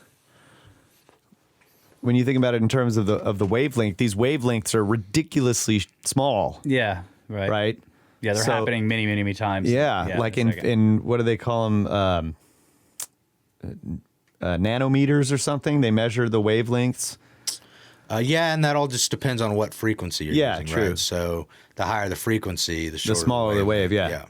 And he was trying to get very high frequencies, so you're Yeah. talking about ridiculously small waves. So even the slightest, if they get out of tune with each other just Yeah. by half a wavelength, then you start getting destructive interference. I'm thinking of this in terms of just Yeah. like waves Right, right. normally, but And one thing he found in his notes that I read was that you need the inductance to get a standing wave, and you also need a large machine. But the issue with that is the higher the inductance, the harder it is to get to those higher frequencies. and again, when he's saying inductance, he's meaning using the electromagnetic field to create a current in another wire. In another wire, yes. And Yeah. so So the primary, you put a current through the primary, it creates this electromagnetic field that passes through the secondary coil, which creates a current in that secondary right, wire. which is also going to have an oscillation based on whatever antenna it's connected to, and the antenna can be thought of as a capacitor connected to that winding. Yeah. What was powering his system there? Where was he getting that juice? I believe he had a large Westinghouse generator that he Okay. was using. Yeah. All right. And so here he says, the trouble seems to be due to internal capacity. The total length of a quarter wave with coil was about 2,400 feet, which agrees fairly with the calculation from the vibration of the primary circuit. And so he's calculating what the vibration should be in the primary circuit and then building coils for the secondary, trying to match that. Okay. And he says the experiments with the coils show strikingly the advantage of an extra coil, as I call it, already noticed in experiments in New York. That is, a coil practically not inductively connected, but merely used to raise the impressed electromotive force. Which And so what doesn't make any sense to me. right. but, So looking back at that picture, he's taking, so you have your secondary here, and then he's taking another coil that he's connecting to that secondary, but it's not inductively coupled. oh, it's not in the center of the electromagnetic field, Right. basically. It's offset somewhere. Right. And what he found is that allowed him to drive the peak voltage much higher. See, this is really interesting. This is why, like, the typical transformer, like, he's basically walking around inside the transformer and able to kind of move stuff around and put, Like move elements around in there Yeah, and see how they affect Yeah. the resonance and the behavior of the circuit. that's so cool. Yeah. Do people still do this today in labs? I mean, do they mess around with this type of stuff to see what they can do? I hope so. I hope so too. If I had the money, I'd be doing it. Yeah. Come on, Snake Force. Send us straight to electricity. We need $3.1 million. At least. Send GMA straight to electric pyramids.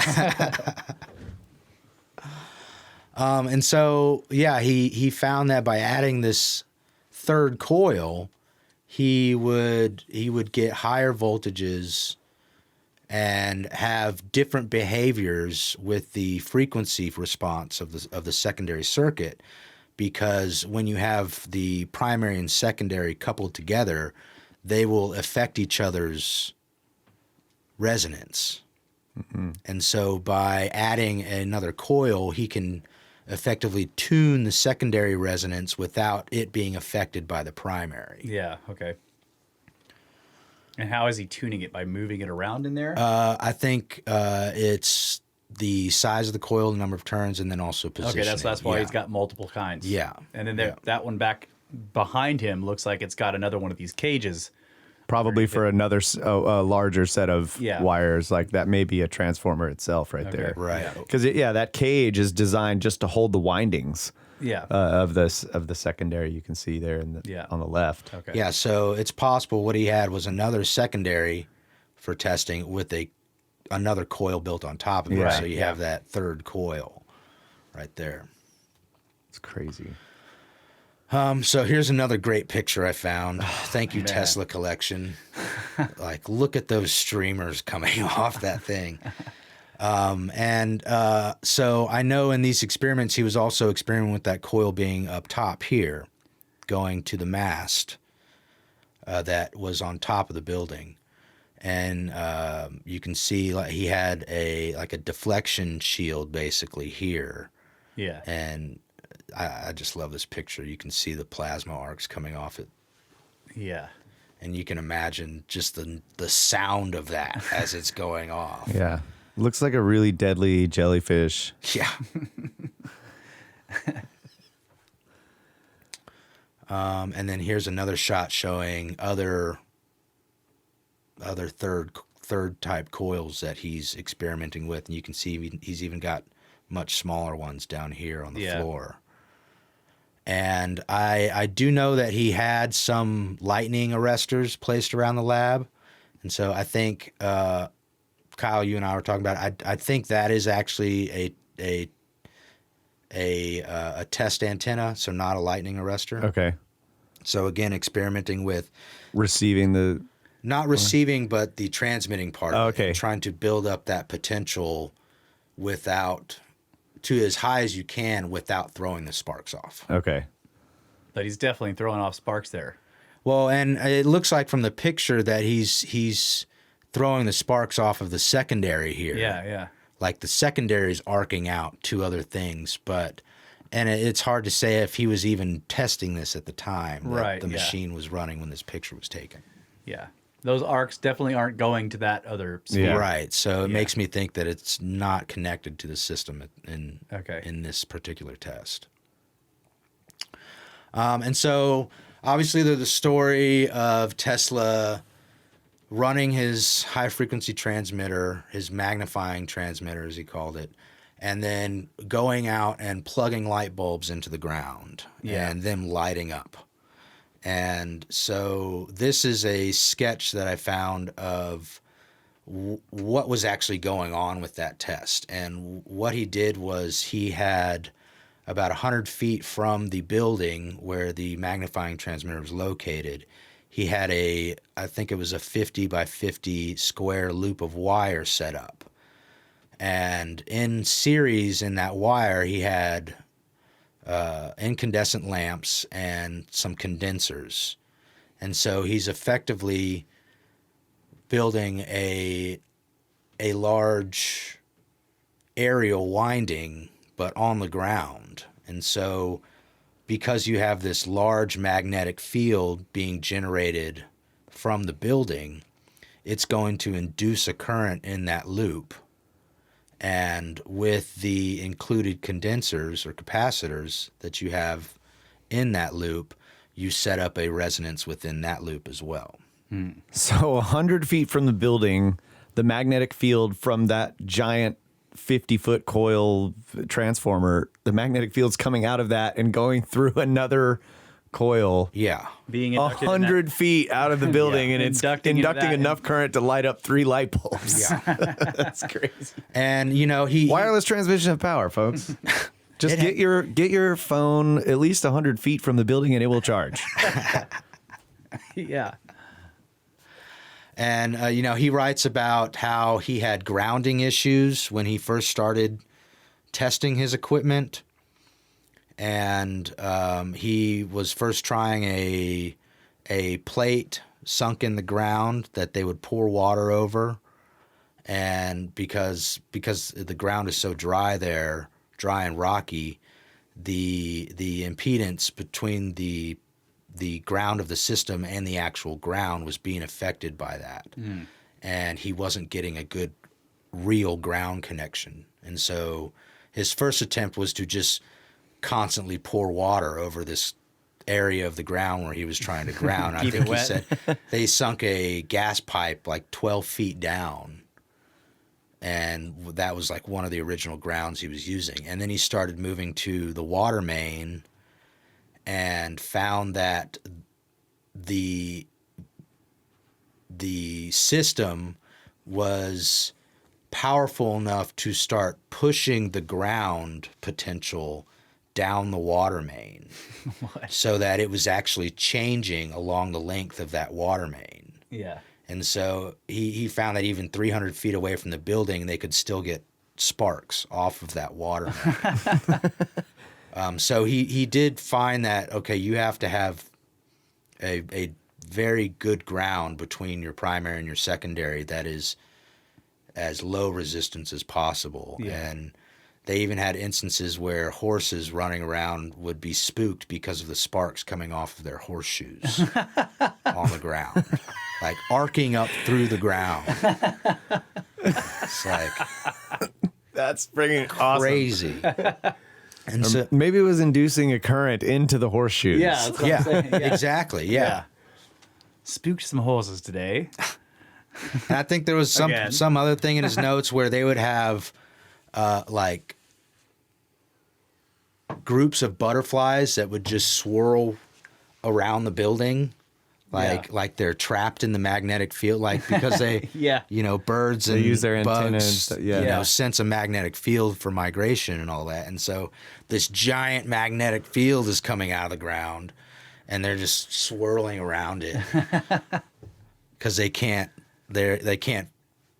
differentiate that from the Earth's magnetic field at that point. And then so they they're can't just- leave it. They're stuck in it, swirling around, following his crazy. magnetic field. Yeah. Wow.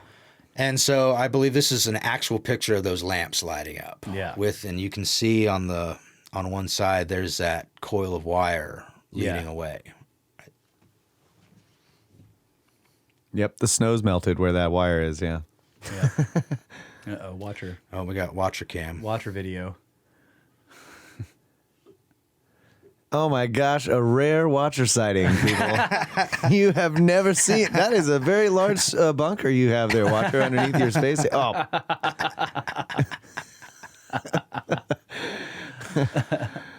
Let's see, what do I got next here? Okay, so from all his experimentation in, I thought I had a picture here of this. Okay, so he had 2 patents that he referenced in the main patent for his Wardenclyffe Tower, which we'll get to here in a little bit. But I wanted to read these because I can't really say it any better than he says it, and it gives us a good idea of the behavior he's seeing and what he's figuring out from these experiments. And so he says, and this is from patent 645576, System of Transmission of Electrical Energy.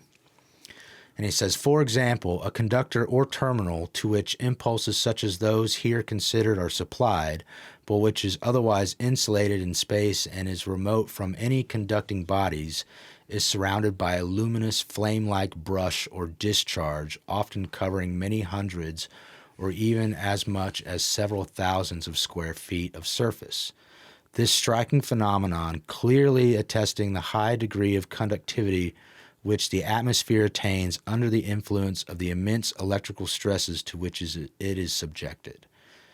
This influence is, however, not confined to that portion of the atmosphere which is discernible by the eye as luminous, and which, as has been the case in some instances actually observed, may fill the space within a spherical or cylindrical envelope of a diameter of 60 feet or more, but reaches out to far remote regions, the insulating qualities of the air being, as I have ascertained, still sensibly impaired at a distance many hundred times that through which the luminous discharge projects from the terminal, and in all probability much further. And so what he's saying there is that even though you see this arc shooting out, you still have the projection of that electric field much further out than the where arc you're is. just seeing the arcs happen. And where did I leave off? The distance extends down there at 100. Yeah. Oh, yeah.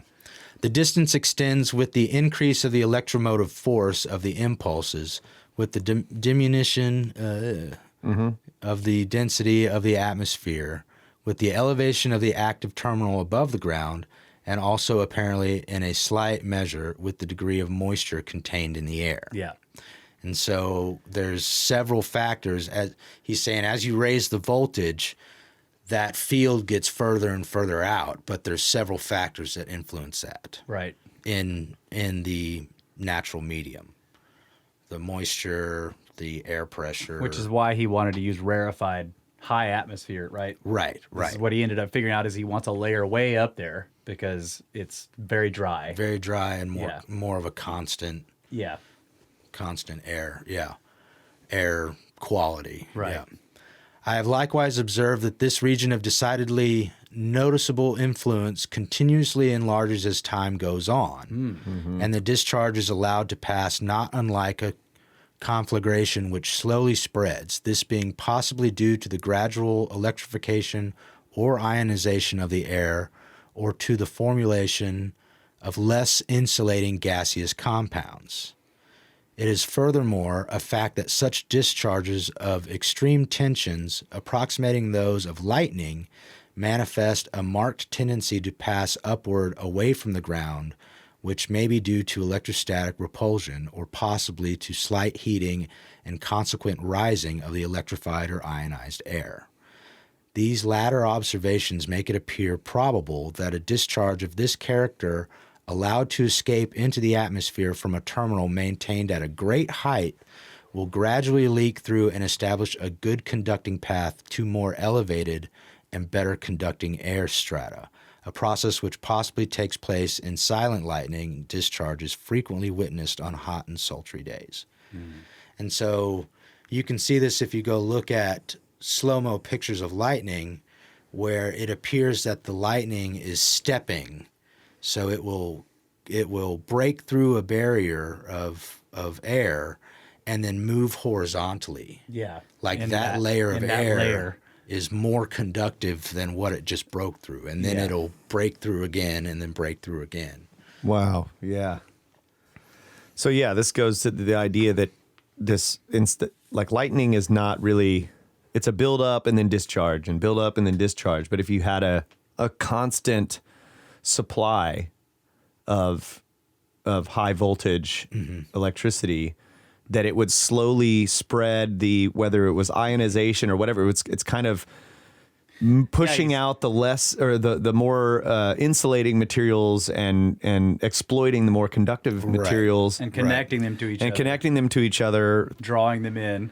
And he says it even possibly forming more conductive, less insulating gaseous compounds. Yeah. So the Like the power itself would be making gases which are less insulating. like ozone. Yeah. Right. It's freaking awesome. Yeah. All right, we got to take a break. Oh, all right. All right. This is great. Yes. Thank you, GMA. Yeah. Oh, yeah.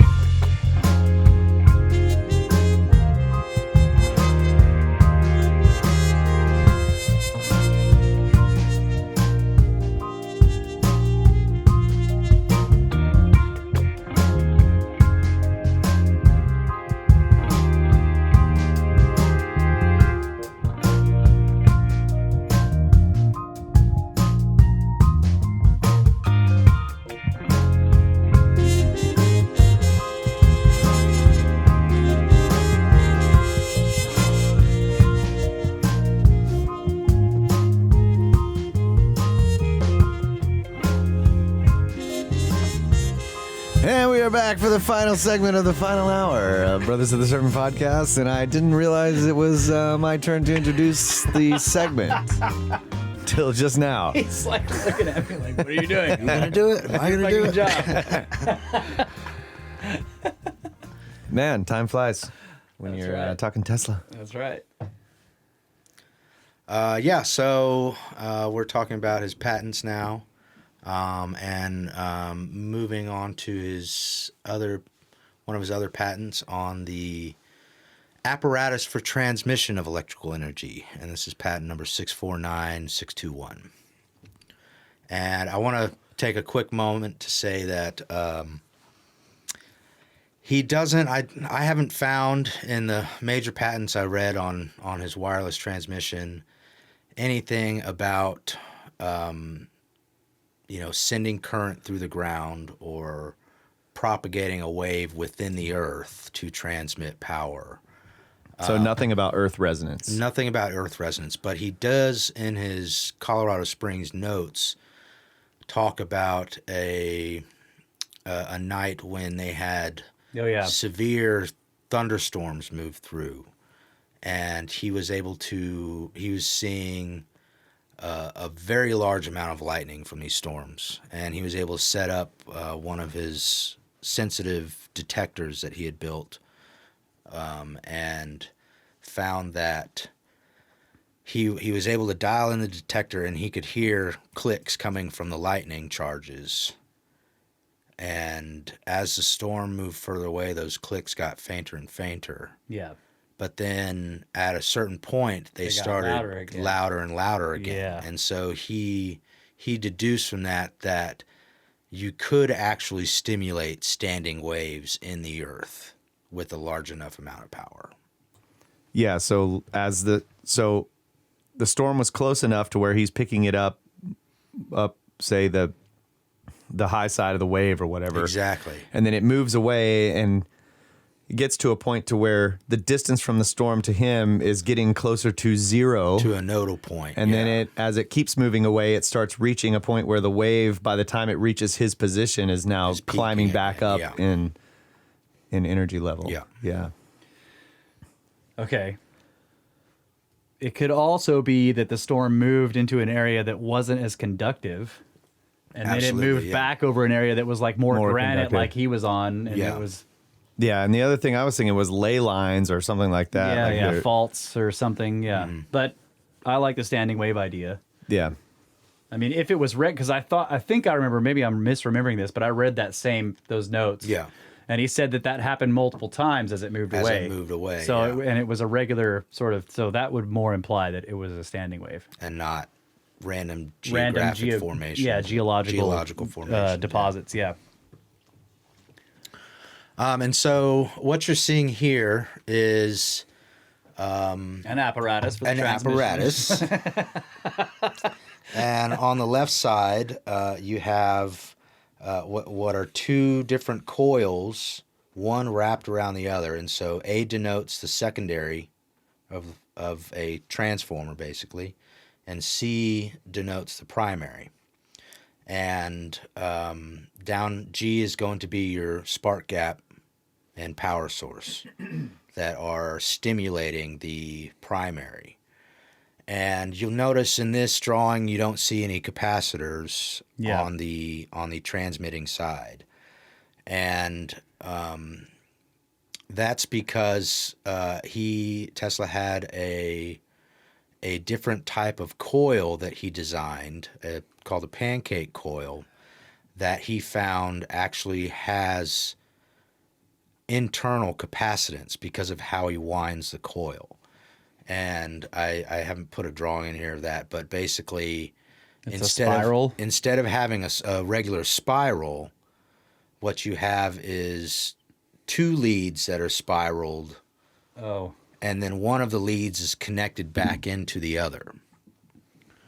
And so what that does is at that point, the potential that's being fed into the coil is maximized between the two conductors that are touching in the spiral, instead of having a potential that's slowly degrading as you get towards the center of the spiral.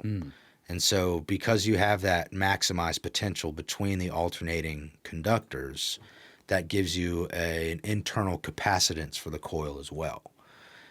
And what that does is increase the coil's capacity to, one, generate a magnetic field, and two, have its own natural resonance because you have that capacitance built in. Okay. And if anybody's interested in that, I don't remember what the patent number is, but it's a bifilar pancake coil, basically, is what it's called. And we watched some videos on this last night, and it's pretty interesting, some of the stuff that people are illustrating or showing in their videos of what the bifilar does versus the monofilar.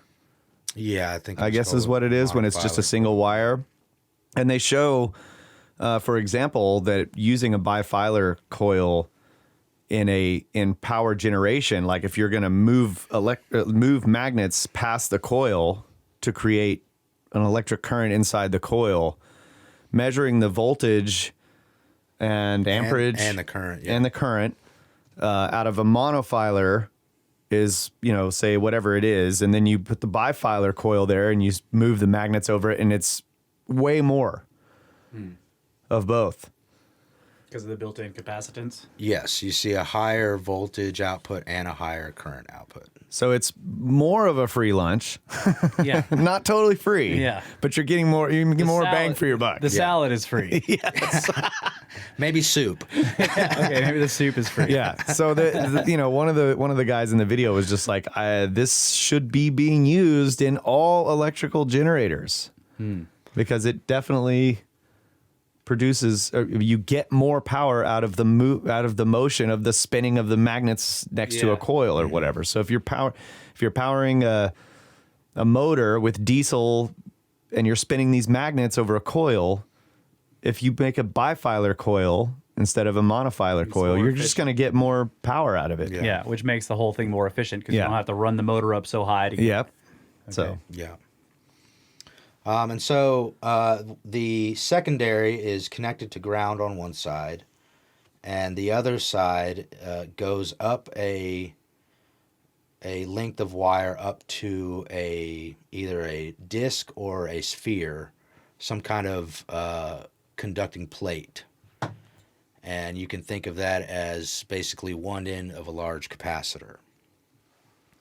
And the transmitter side mimics this transformer capacitor aerial setup, but the primary, instead of being connected to a power source, is connected to loads like light bulbs or motors or any other device you would want to provide power That's to. the receiver side? That's the receiver side Okay. on the right, yes. And so you're using your spark gap to create a resonant frequency in your primary, which is inducing a resonant frequency in your secondary. And because you have capacitive coupling between these two aerials, you have an electric field set up between those two aerials, and you can transfer power between them. And then that power is brought down in the receiver aerial, and through this next set of coils, you can step that back down. It reverses the process. It reverses the process, yes. So going back to the water analogy, you're taking your say high flow, and you're converting that to low flow, high pressure. Yes. And so you can say shoot it out a long way, and then your receiver takes the high pressure, low flow, and then converts it back into low pressure, high flow. Yeah. And if you think about And what's allowing the transmission across? It's conductive of the conductivity of the atmosphere. So part of it is the conductivity of the atmosphere, and I think part of it is also the capacitive coupling between the two. So you actually have an electric field set up. You're establishing an electric field between the two. But what establishes that? So Because he talked about before that you turn this side on, and over time it will that electric field spreads further. and and okay, further yeah, away. that was that was what I was getting Yeah. at. Okay, so yeah, you have to turn this one on and wait until it generates an ionized layer or whatever it is in the atmosphere, and then this one will start receiving energy from it because the atmosphere actually conducts it like a wire as opposed to it being transmitted like people think of a radio or radio waves or microwaves or something. It's actually conducting electricity through the atmosphere just like a wire, like metal would. Right. Now I remember too that he did an experiment like this with a giant tube. I think it was 50 feet long, a tube made of glass or something that was filled with a gas, where he was trying to mimic this particular mixture of gases at a certain level of the atmosphere that he was interested in, right? Yeah. This would be the most conductive environment. So he blends these gases and puts them in the tube, trying to mimic that area of the atmosphere, and then puts the conductive side plate in one side of that tube and the receiver side 50 feet away in the other side of the tube, and turned it on, and after a certain amount of time, it became very efficient, conducted across that 50 And feet. he was able to light up light bulbs Yeah. and other devices. So run loads on the receiving side. Yes. Yeah. And so in the So, okay, go sorry, ahead. but another No, question. no. Can you detect those loads on the transmitting side? Because that's one way, like our power now, if I turn on a whole bunch of lights in my air conditioner in my house, They can technically see the that power load. station can see the load, Yeah. but can you I mean, I guess it would work the same since it's conducting across the atmosphere, but will that transmitting side register the load on the receiving side? That's a good question. I don't know. It seems like it Let's would. build one. It seems like it would, because at that point, like you said, you have a conductive path. Yeah. Okay, so think about a capacitor. When you charge up that capacitor, so you can imagine the capacitor is the same thing as these two plates on the top of the two diagrams, right? The two plates are really, in a normal capacitor, they're say really close to each other but not touching. Yeah. You charge up one side and it stays that, it becomes static, right? There's nothing happening. Yep. Once you connect a lead to the other side, then you get some type of flow across. Like if you put a load on it, Right. that's when you It'll discharge. that's Yeah. when you detect basically the discharge of the capacitor. Right, right. And at the same time, because you have that capacitor basically between the two terminals, you're setting up a resonant circuit there. And so obviously the distance between those terminals is going to affect the resonant frequency between the two systems. And So every one of those would have to be tuned for the Yes. distance it is from Yes. the transmitter. yes. Yeah. Okay. And then is it possible that other people putting loads on it would change the frequency so that your receiver would have to automatically figure out the tuning by And itself compensate and for that, compensate yeah. for heavy loads being somewhere else? Ooh. And depending on whether Need computer it's, systems to run this. yeah, exactly. And it depends on whether it's a capacitive load or an inductive load, like a Yeah. large motor. Right. So you would or need resistive load. every single one of these things would need to be basically computer controlled so that it would maintain maximum efficiency. It would be able to the computer would have to be able to tune the antenna. Yes, yes. And So it was when you probably have- not possible when Tesla was trying to build it.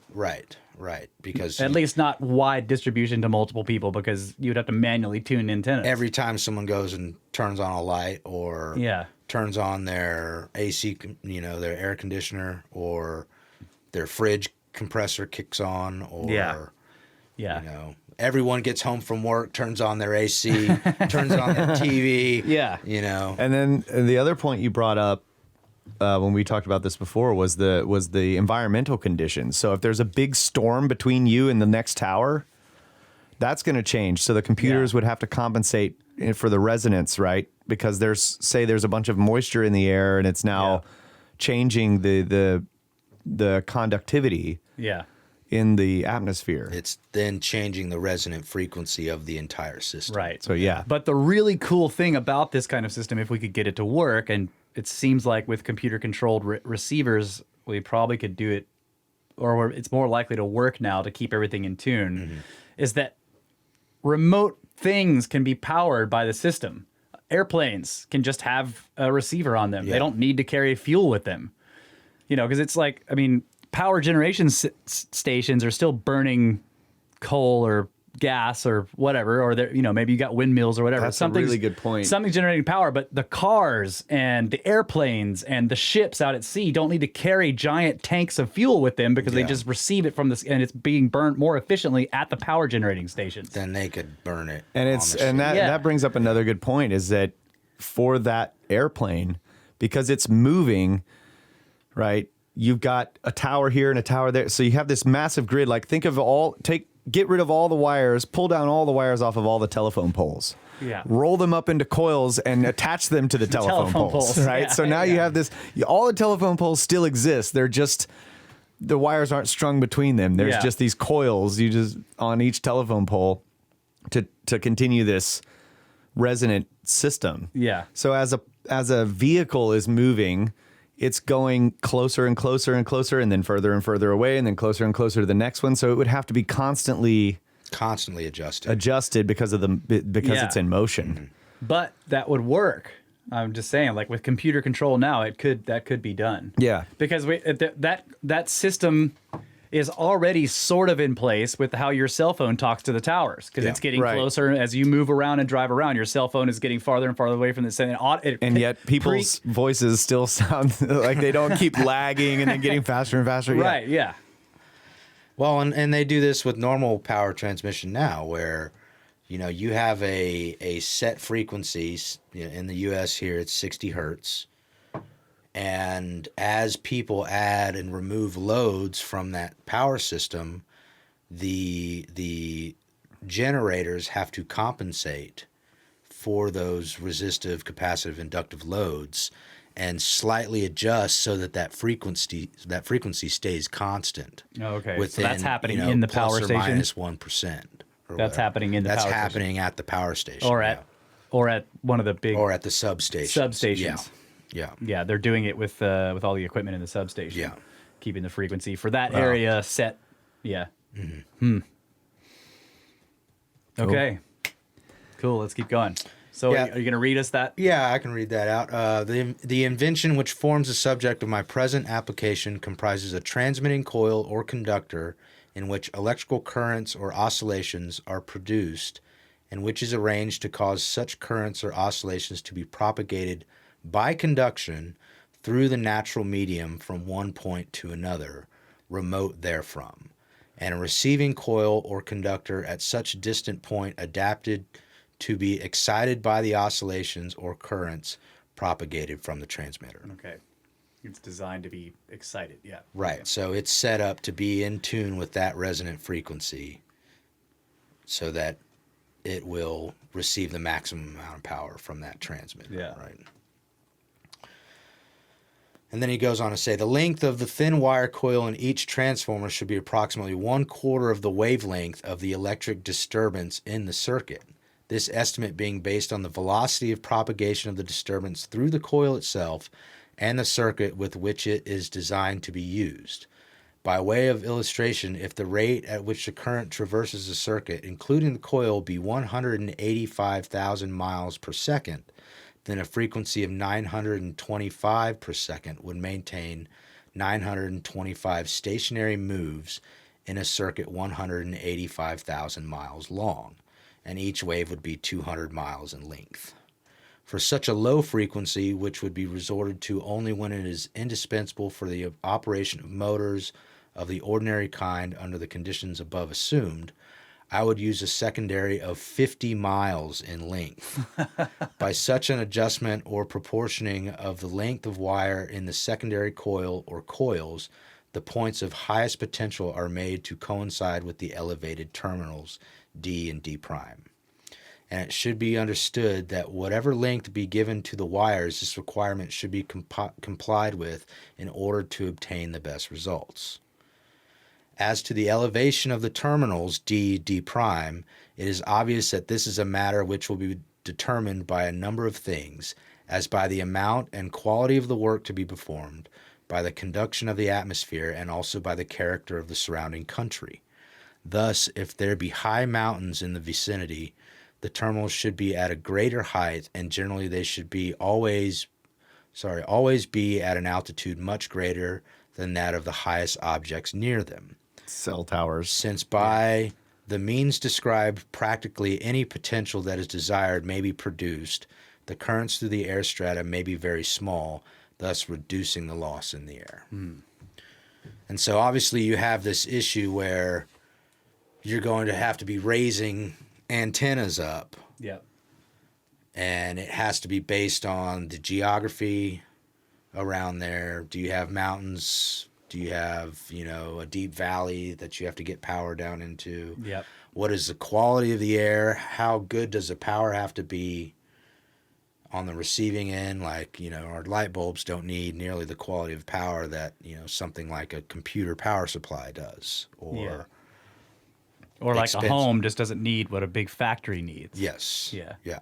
So I want to go back to this part that says each wave would be 200 miles in length. Is he talking about the propagation, the in the medium, or is he talking about What is he talking about? I think what he's talking about there is the actual wavelength of the wave.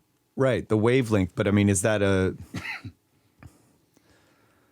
The wavelength of the the electric field, or is this within the coil? Like, well, I don't understand. I mean, how?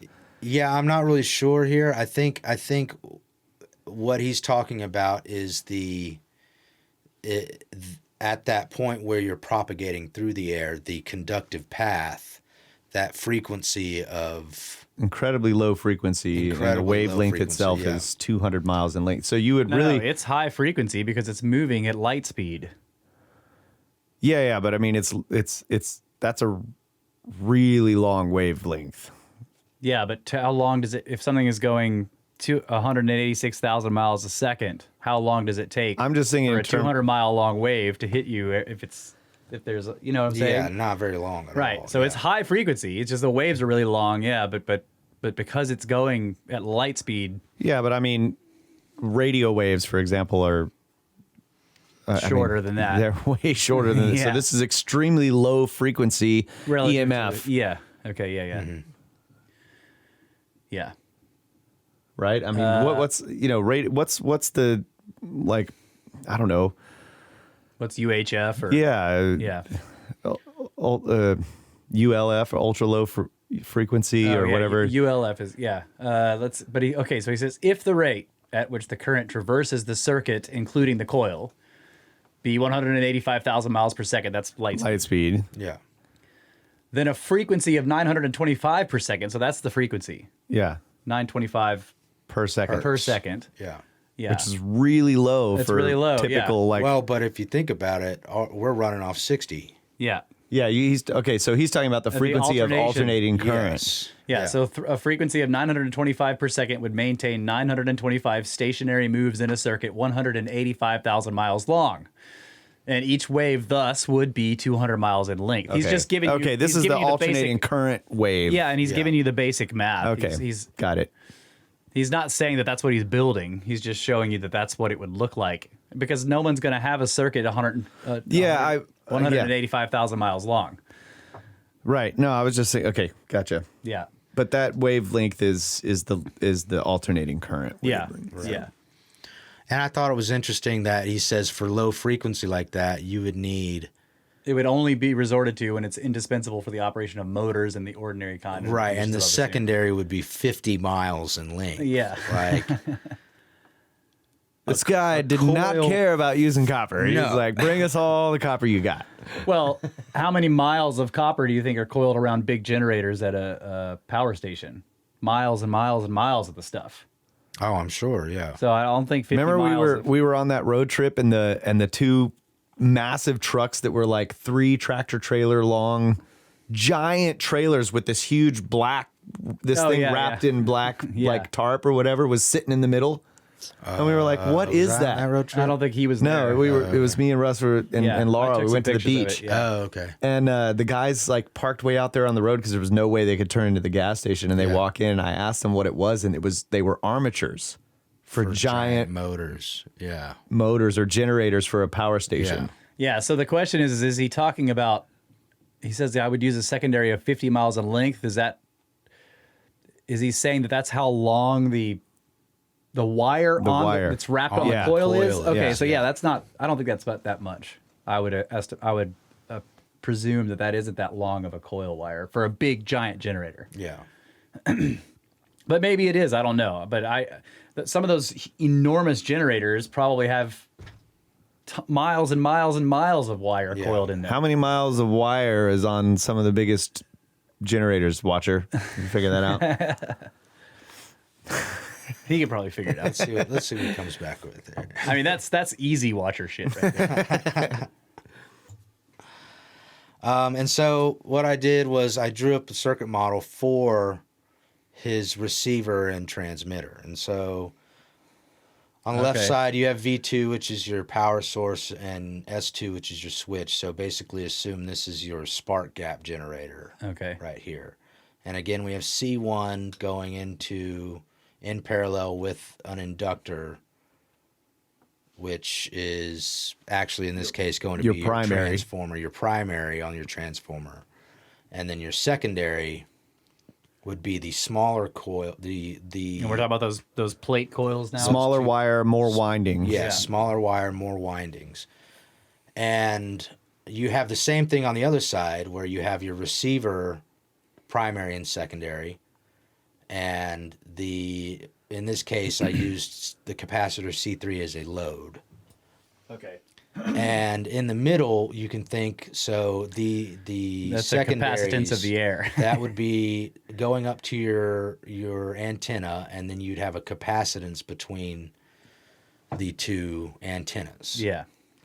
So those plates there on C2 would be the two antennas, basically. Right. And so looking at the graph here, when you hit the switch, what's going on here is you can see the blue and red diminishing curve like we saw in the original example. Yeah. And you actually have very high frequency going on here. That's why it's just a solid color, because the time scale. Oh, okay. It's really high It's really high frequency, and the time scale is such that it just looks like a solid. So that's actually a thin line going up and down. Going up and down many times. Okay. And I had it at 10 milliseconds per division. And so every dashed line going left to right is 10 milliseconds. Okay. So you can see that it is very high frequency. And the two plots look different in scale because I had to change one of them so that you could see both plots. Otherwise, they overlap. Okay. And what you're seeing in red is the voltage across the capacitor C1 and its corresponding inductor. And the blue plot is the voltage across the load capacitor coming off the primary from the receiving end. Okay. And they have, the red plot has a 50 volt per division scale, and the blue plot has a 100 volt per division scale. But if you change them to be the same, they overlap. Right. And so what you see there is that the voltage generated on one side is transferred, stepped up, so you have a step down of current that's transferred through your air capacitance gap, and then it is then stepped back down to your load, and your output voltage is matching your input voltage there. Yeah. And so from a theoretical circuit perspective, your power in is equal to your power out at the receiving station. Right. Not in real life, but theoretical circuit. Theoretical circuit here. Yeah. Obviously, you're going to have losses. Yeah. Thunderstorm comes in, changes your C2, changes your resonance frequency. You know. Yeah. What is the 10? What is that under above Farads air? or whatever. Microfarads. Microfarads. Okay. And I just put a value in there. I wasn't really worried about. Now, actually, I did do a little testing, and changing that value will result in, depending on which way you go, you can get severe attenuation of your output signal Okay. based on, you know, the effects it has on the resonant qualities of your two secondaries. Now, is that resistance? It would be capacitance. Oh, right? capacitance. Okay, yeah. And so if you have two, I'm trying to remember what, I think if you have too high of a capacitance, then you start getting attenuation.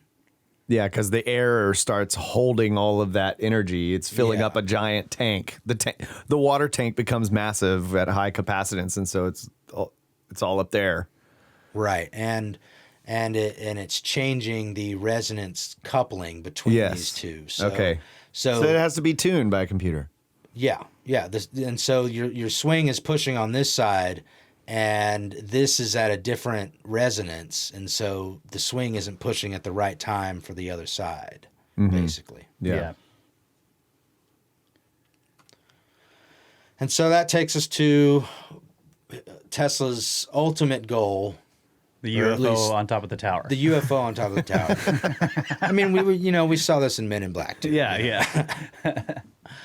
And this was Wardenclyffe. This was located on Long Island. This is a picture showing the laboratory and the tower that he was working on constructing. And I think this is about as far as he made it before he was denied any additional funding. Yeah. And so here's the patent drawing for that tower. And so what you can see down at the bottom, you have G is your condenser, your capacitor for the primary winding. And these little circles here, the larger circles at the bottom of the diagram represent the primary of the transformer. Okay. And then the small ones are the And then secondary. the small ones are your secondary. And you can see that the secondary then comes into this coil here, which is going to be that third coil that we talked about, which raises your voltage, your emotive force, right? Electromotive So he force. decided it should be connected to the secondary coil, but he just makes another coil above it. Right. But it's still using the same wire. Right. Okay. And this is connected through this shaft up to the cupola is what he called it. That is, it can either be a smooth surface or a segmented surface made up of smaller radiused pieces. Okay. And so the idea here was to charge that up as much as possible and maintain a smooth surface that you could charge up without getting arcs. Yeah. And he included in here, you can see at the very top, there's one node that's a smaller radius and protrudes a little further from everything. Yeah. And what this was basically a pressure release valve. So the radius of these individual segments determines the charge density that can build up on the surface. And once you get to a certain charge density, you get that arcing, you get that those sparks flying. And because this one piece has a smaller radius, you can get a higher charge density there that will leak out in the case of an overvoltage, basically. Okay. Yeah. And he had wooden supports designated for the sides as a ideal insulator there.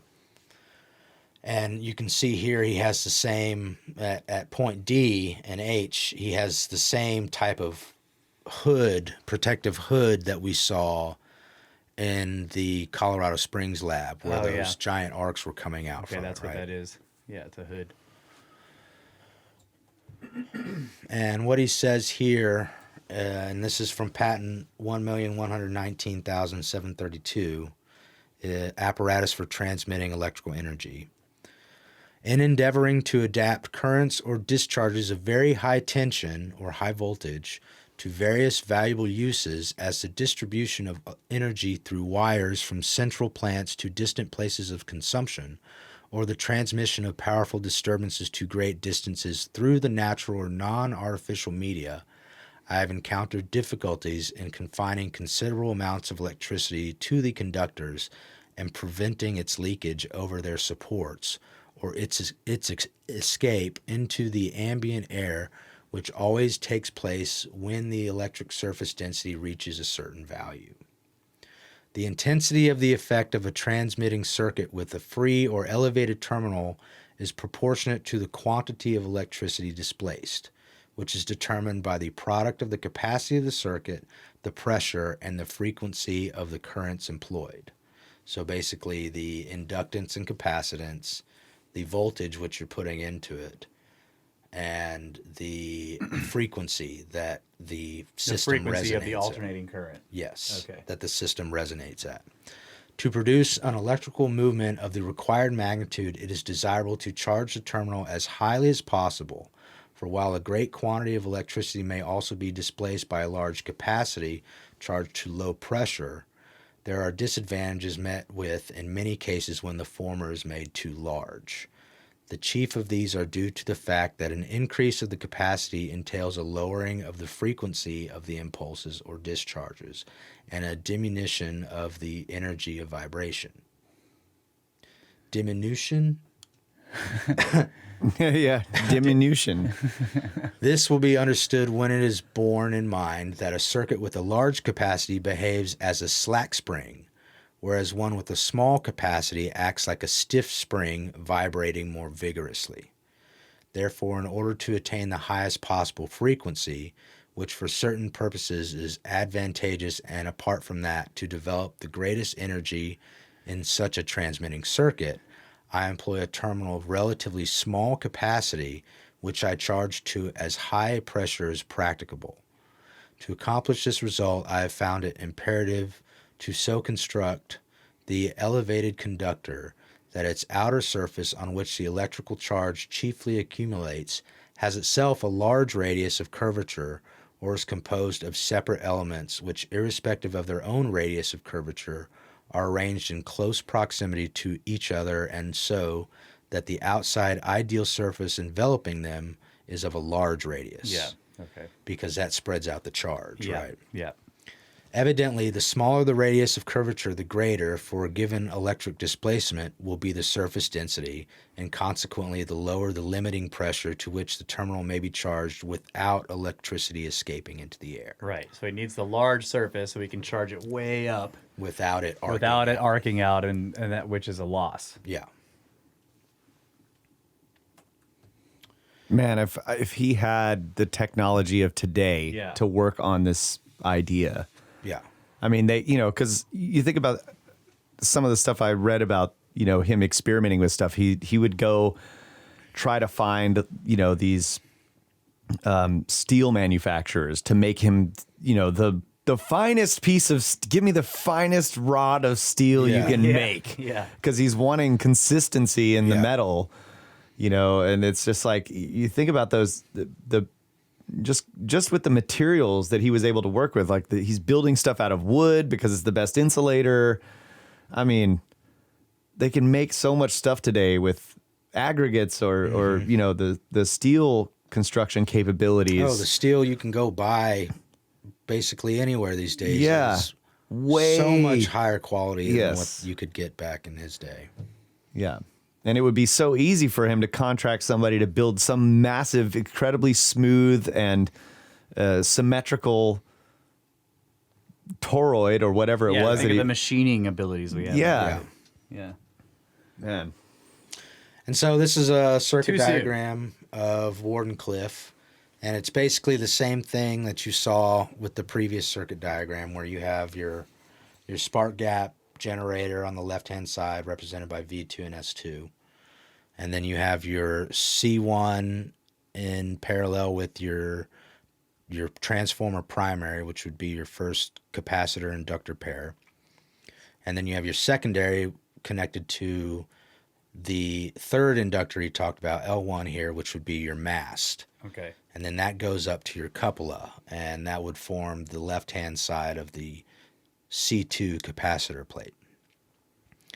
And that capacitance would be the air between your magnifying transmitter cupola and whatever receiving terminal you have on the right side. Yeah. And so the right-hand side of the circuit is just the same receiving circuit that we saw in that previous example. Okay. And this is just to kind of give you an idea that the layout is really fundamentally the same. Yeah. And not a lot has changed between those Except two we patterns. got L1 now. In there. Right, right. And so, again, you still have the issues with the capacitance of the transmitter and receiver changing based on weather patterns, changing based on, Yeah. Position. humidity, position, any Elevation. obstacles, elevation, all this stuff. Now, the difference here is that he didn't have, say, a elevated terminal that he's going to lift up on a balloon, say way up high into the atmosphere or anything like that. This was I think it was 300 feet high, Yeah. something like that. And so, obviously not getting up into the stratosphere with your transmitting antenna. Yeah, it's not in the stratosphere. That's right.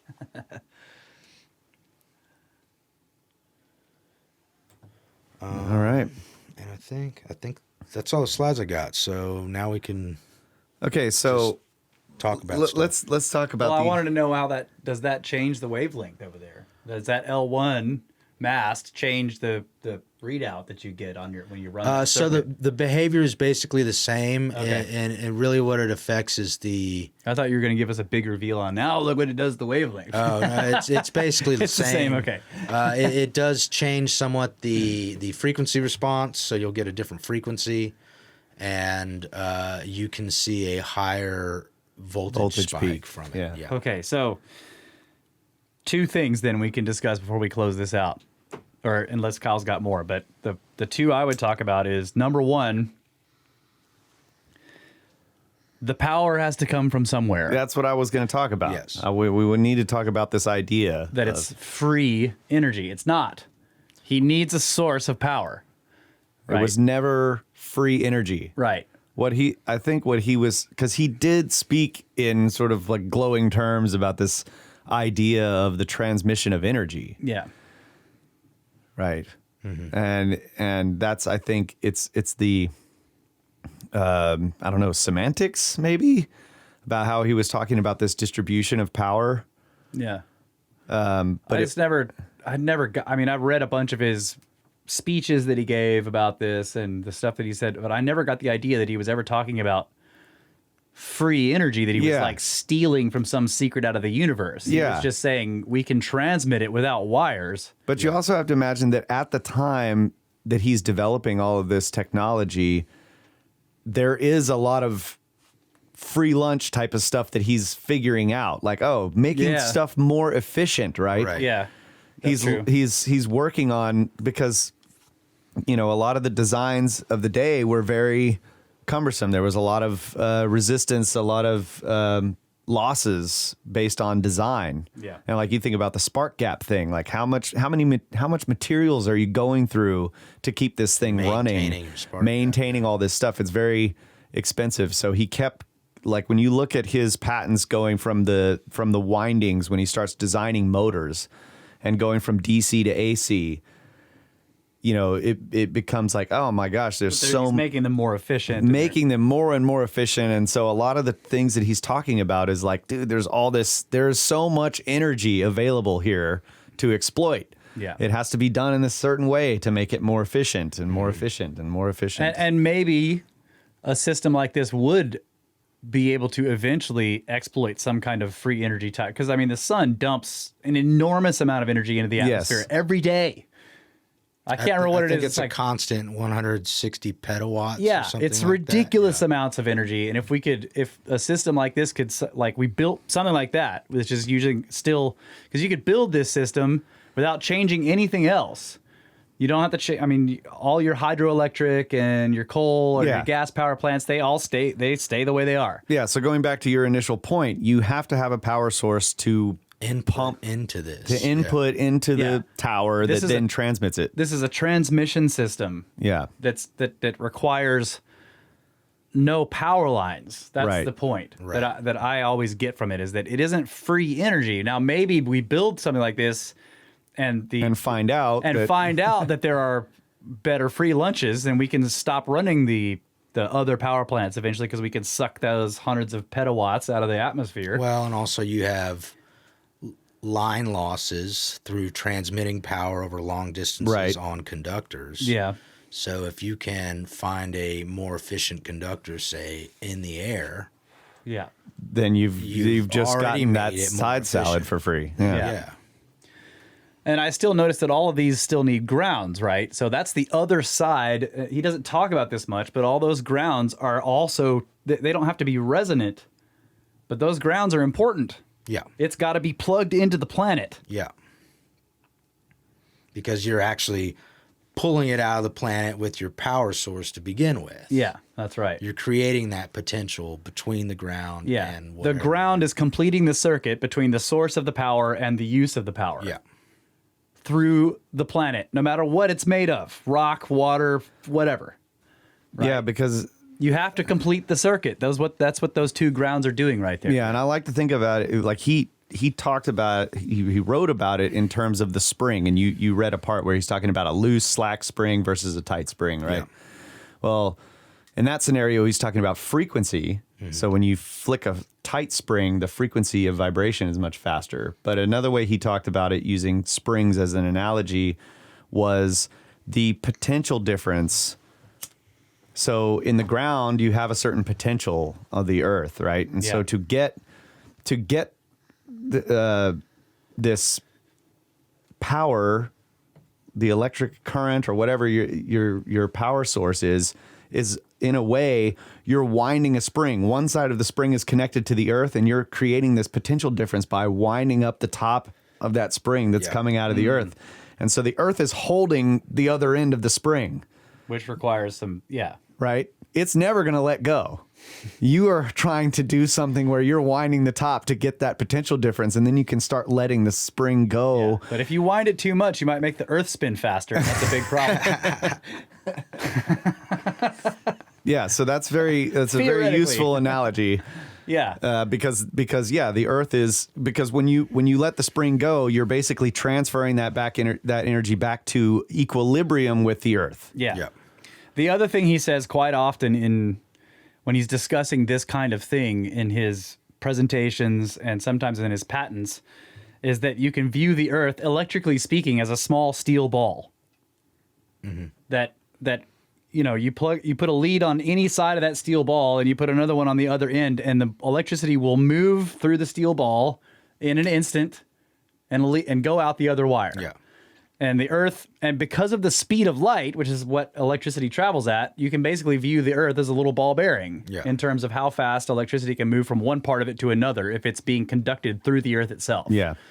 Not necessarily being conducted by the rock and the dirt and the whatever else is down there, but by the earth's electrical field that it has built in, right? Yeah. It is an electron sink, which is what you told me one time. Yeah. Like Earth is a giant electron sink. Yeah. Right. And so the sun is bombarding the planet with all this, like you were saying, all this energy all the time. Yeah. And then there are layers in the atmosphere that act like insulators. Insulators. That's right. Between the ground and this energy coming in. Yeah. Insulation. And so, like you were saying with the lightning, you get this big potential difference build up. And so it's very much like a capacitor. Mm-hmm. And then there's a short in the capacitor that actually connects the two plates of the capacitor together. Yeah. And that's the lightning bolt. Yeah. The lightning bolt is that wire, basically. Yeah. And sometimes it's an oscillation as they try to equal out. If you watch Just like a capacitor would do. You watch it in slow motion and the lightning's spreading out, and then if eventually one of them reaches the ground, and then there's this poof, poof, poof, poof, poof, as it equals out. Yeah. Because it always goes too far. Just like a spring, like if you wind the spring and you let go, it goes back to zero, but then it keeps going because of the inertia, and it passes. Yeah, so then it goes back and forth until it calms down. Yeah, okay. Yeah, so number one, this is not a free energy system. Yeah. And the other thing I see is people, there's always commentary that's implying that the wealthy investors didn't like this system because there was no way for them to meter it. Put meters on it and charge people Which for it. Which is bullshit. Yeah. You just put the meter behind the antenna. Yep. And somebody goes and checks it, which is what they do anyway. Yeah. Right now meters the receiving antenna is what he's talking about. So that if you've got a receiving antenna at your house, the meter goes on that. Yeah. Just right behind it, right? Yeah. Just past it before all the power goes into your house. Before you start using it. Which is what happens now. Yes, right. And people go check the meter and then they send you a bill, which is not now because now they have radios, but that's what used to happen for a long time is somebody would come and check your meter and then, you would get. It would be the exact same thing. Yeah, it'd be the exact same thing. And the other thing, we Dish Network does this. There's no wire connecting Dish Network to your house. It's a dish, and it's being beamed through the air, and you get billed for it every month. Yep. Right? And you can buy stuff through it. That takes internet, but it's talking to the internet through the dish. Yep. Usually. Passing information. Yeah. So I'm just saying, it isn't about not being able to charge people for it. That's also crap. I hate that rumor on the internet that it's like, oh, they didn't want to do it because you couldn't charge people. You for could it. It's just crap. easily build your own antenna and just start taking power out of the air. Yeah, right. Yeah. People Yeah. do that anyway with power. It's Yeah. like people steal power from look But- at how they throw wires Throw over a hook over it. Throw the Yeah. hook over it. Yeah, this already happens. But look at the difficulty. How easy is it to throw a hook over the wire? Yeah. Versus how difficult it would be to tune build this that thing. tuned antenna exactly as it needed to Right. be. It would with- be harder to steal this power than Exactly. it would be to steal it from a wire that's going past Not your even house. considering how much it would cost to buy all the copper to build that. Yeah, exactly. Yeah. So that's another thing is that this system, if it was employed, would be incredibly expensive to build the grid. But when you think about all the telephone poles and all the stringing of the wires and all the trucks and everything that are designed to work on all of that equipment way up there on the towers that we have, and the what are they called? The substations. With all that substations, equipment yeah. that they have to keep replacing. I mean, yes, So, yeah. okay, it's expensive. it's expensive. That's right. I think this would probably be less expensive. I don't know because somebody would have to design it and then we'd have to start figuring out the problems, which is what we do, right? So what we talked about was how far away could you actually go before you needed another antenna, and that's why I came up with the idea of like, well, just take all the wires off the telephone poles, coil them up, and attach them to the telephone poles, right? Well, I think because you might have to have stations everywhere. maybe. But how much different would that be? You got telephone poles everywhere. That's right. Yeah. I get the idea though that he's saying that the atmosphere is the free conductive lunch in this system. That's the free lunch. Right, yeah. Is that it takes the place of all the wires and all the telephone Right. poles. But the problem is you got to build the tower and then you got to charge that layer. Yeah. But he said that over time it spreads out. Yeah. Yeah. And like the question is could you envelop the entire planet with one tower? With one giant conductor. And how long would that take? And then, so let's say that you could do that, and it takes 5 years. You just you turn on that tower, and you let it run until it's completely envelop the entire planet in a thin conductive layer it will fluctuate, but the power in it will follow the fluctuations. It's not going to cut itself off. It'll be able to move around. You might have some like a volcanic eruption might cut your wire for a little while. Right, but it can go around that. Yeah, Right. exactly. Once you've got a perfect sphere, it Yeah. can go around any obstructions like storms. Yeah. That will change the frequency, Yes. which is what GMA was saying. Yeah. But if all the receiving antennas are tuned using a computer chip, which seems like that wouldn't be hard because our computers are really fast now. Yeah. And they'll just need to figure it out, and they'll tune the antenna constantly. It'll be a constant tuning that takes place. And I don't know if that'll be a physical thing or if we can now use like what do they use now instead of spark gaps? There's something else that happens. Diodes or whatever. You can use diodes like Zener diodes or MOSFETs. Yeah, so there would be some non-physical way to tune the antenna that a computer chip could do. Yeah. Basically. Yeah. And it can keep track of it up to the instant, practically however fast the computer chip can Yeah, be. yeah. If it's got a cell phone computer in it, it'll be fine. That'll be probably doesn't even need that much. Yeah. Cell phones have really powerful processors in them. Yeah, and I think really what the main difficulty there is that say you have one transmitting station, depending on where you are on the globe, that resonance circuit is going to change, and so each place on the globe is going to be slightly different.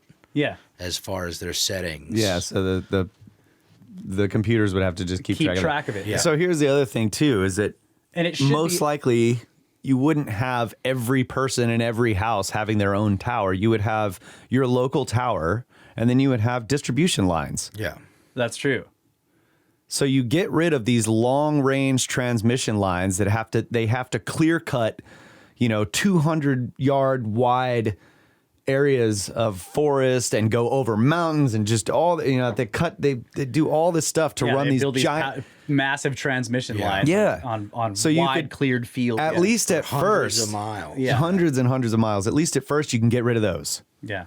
And all you have to do is at your local power station has a giant tower, and then bam, there's all the normal distance, residential. And then you transmission still lines. have your meter, You have your meter, whatever. Yeah. and you pay power company, and they maintain. And the think about that. Like transmitter and receiver.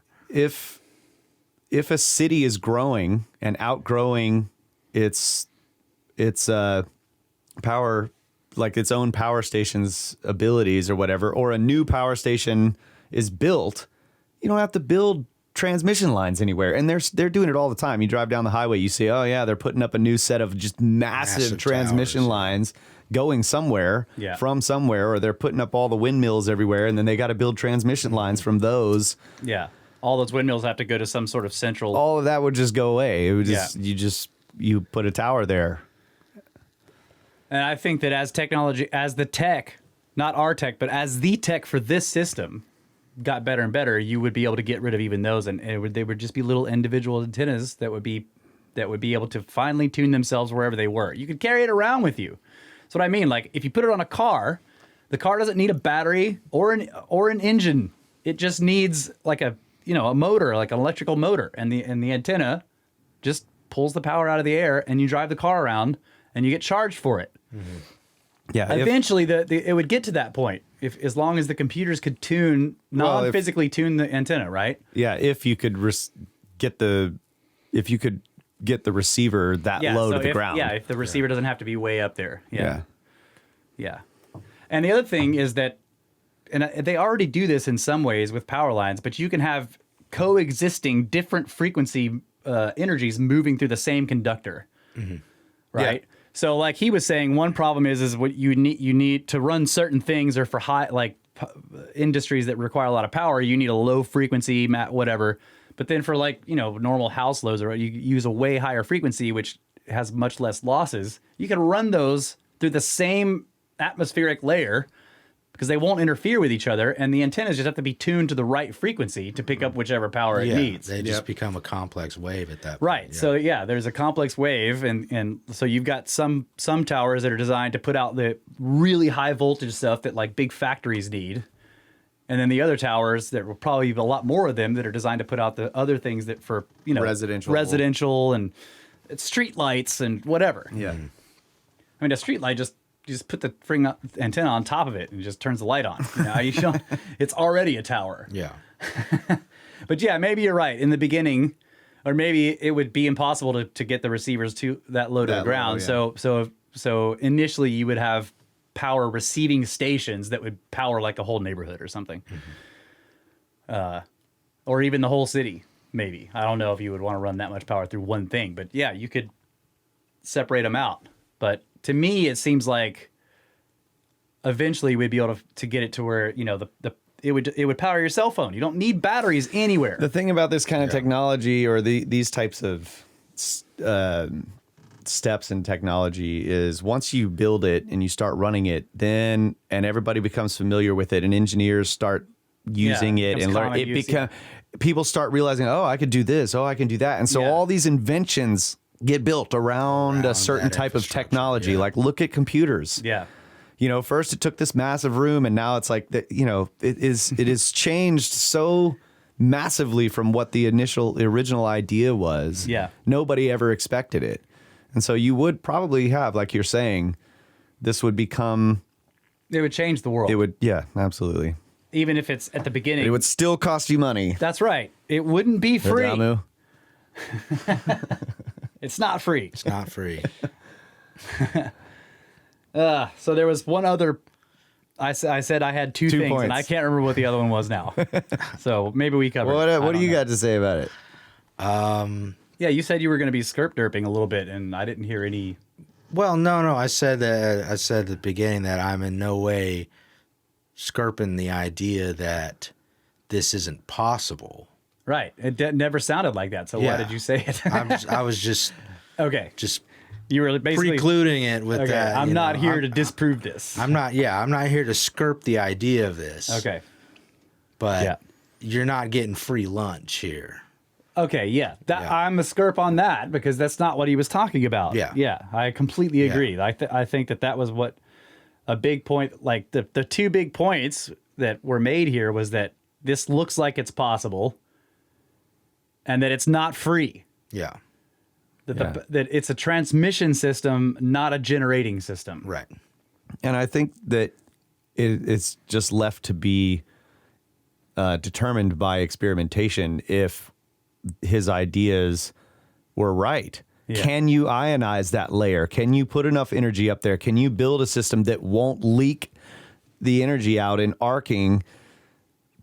And until you get that layer ionized and you get that capacitance between things at a distance, that is yet to be determined. People could say, it'll never work. But it needs to be built and tried at that scale. It's got to be huge. Yeah. Supposedly there's one here. And what was the story you told? But one more thing where what happened with the power station nearby Wardenclyffe Tower? Oh yeah, no, it was Colorado Springs. Oh yeah.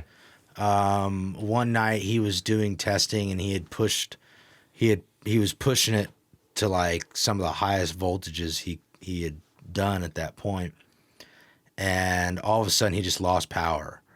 And it turns out that he had burned out the generator at the power station in town. Now that is melted science, the windings. folks. Melted the windings at the power station. And Sorry about that. in order to get power back, he rebuilt their generator. Oh, okay. And I bet it worked way better and much more efficiently. Like, I'll rebuild that for you. No problem. I know why it burned up. Yeah. This is, oh my gosh. What? Your Who generator built burned up? this? I know how it was wound. Let me fix that. Let me give you a bifilar winding on this generator. Yeah. I wonder if that generator still exists today. Who knows? Yeah. Fantastic, GMA. Yeah. Thank you. That was great. So glad you finally made it back to drink your Brewpastor beers. Have you opened that second one? Oh yeah, I've been drinking. It's great.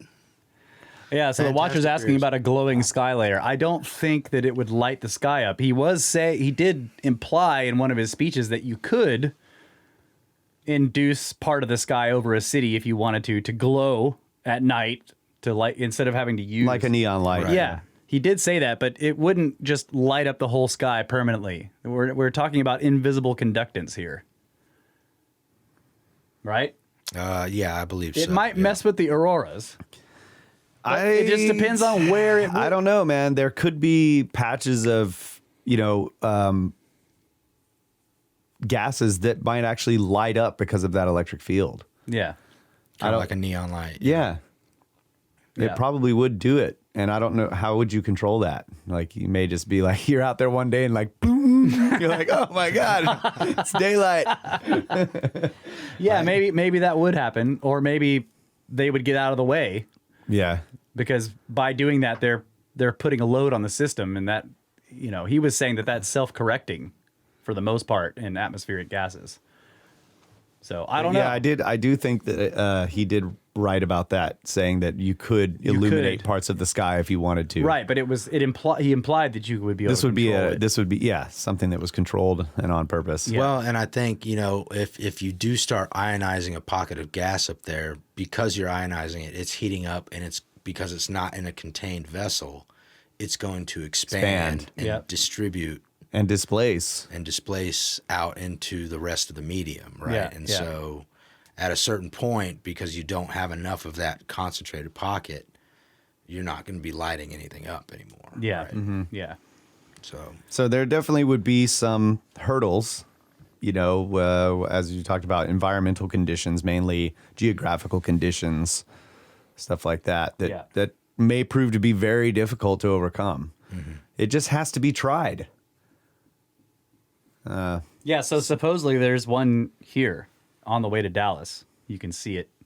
If you're driving Really? towards Dallas, there's a tower that looks just like the Wardenclyffe Tower, and there's a company that's experimenting with the system. Really? If you work for that company, Give us a call. give us a call. Yeah, send us an email. At 1-800-SNICKBROS, slithery.com. I also read about a company that's working on a different kind of wireless power transmission where they're using a focused microwave beam, Yes. Yep. and they have like repeaters set up, Yeah. and they were saying that they have a laser grid, like some lasers aligned along the beam path. So if like a bird flies through and It'll- disrupts a laser, it'll shut it off Ah. and then turn it back on again or whatever. That's cool. Yeah. Yeah. And I Lasers. think they're looking at installing the first setup in New Zealand where they're trying to get power up on top of mountains through thick jungle. Oh, and yeah. all that. So Nice. Roger says if we just somehow we add mercury. To Yeah, the I know. whole I'm thing, there you go. then it'll all the work. same thing. Somehow we need to spin some mercury. Yeah. Vaporized mercury, just throw it up there and spin it. Even if it couldn't power cars, it could power planes because they would be up there. Yeah, you could at least use the fuel to get off the ground and That's get what up I'm saying. there, Like and then even then if, the engines could switch over to using the right, yeah, and even if it could power it from the ground all the way up, I would still want a fuel tank in case something went wrong with my receiver that I Yeah. could turn on the And- suddenly start running the engines with fuel so that It's- you could land. It's yet to be determined as well as if once the plane got up there, would everybody start shocking themselves with the fuselage and all that, because there would be potential differences. Like you're sitting in the middle of that giant conductor. Well, but Yeah, you're, you would in, need to you're fly- in a Faraday cage, basically, though, yeah. right? It You have would an go aluminum around it. shell. Yeah, I don't know. Might do strange And so things. you would maybe either you would want the plane would probably be above it, right? I don't know. Yeah, you can't build a tower at 35,000 feet up. Right. Yeah. So, don't know. Build it on Everest. That'll make some people mad. All right. Well, that was fantastic, They're already G-May. trashing it anyways. Yeah. All right. I think we're done. We done? All right. Anything Loved every else? minute of it. Yep. Thanks, buddy. Oh, yeah, anytime. Always a Glad pleasure. to be here. Yep. All right. You guys get a hold of us, brothersoftheserpent@gmail.com. Check out the website, brothersoftheserpent.com. You know all the other stuff. Thanks to History Shift, to Jeff, all the Snake Force Discord people. Join the Discord. It's great. Yeah. And I hope Ben from Uncharted X and Jimmy from Bright Insight and George Howard from Cosmic Tusk and all those dudes have a blast in Egypt. They're there right now. I hope you guys are having a great time. Yeah, I told them we expect a full report on our desk the day Full after report. we get back. The day after we get back, yeah. They better be riding it on the plane. That's right. Super jealous. Hopefully next time. Yeah, maybe next time. All right, we love you guys. Always have. Always will. Good night, Adamu. Get back to work.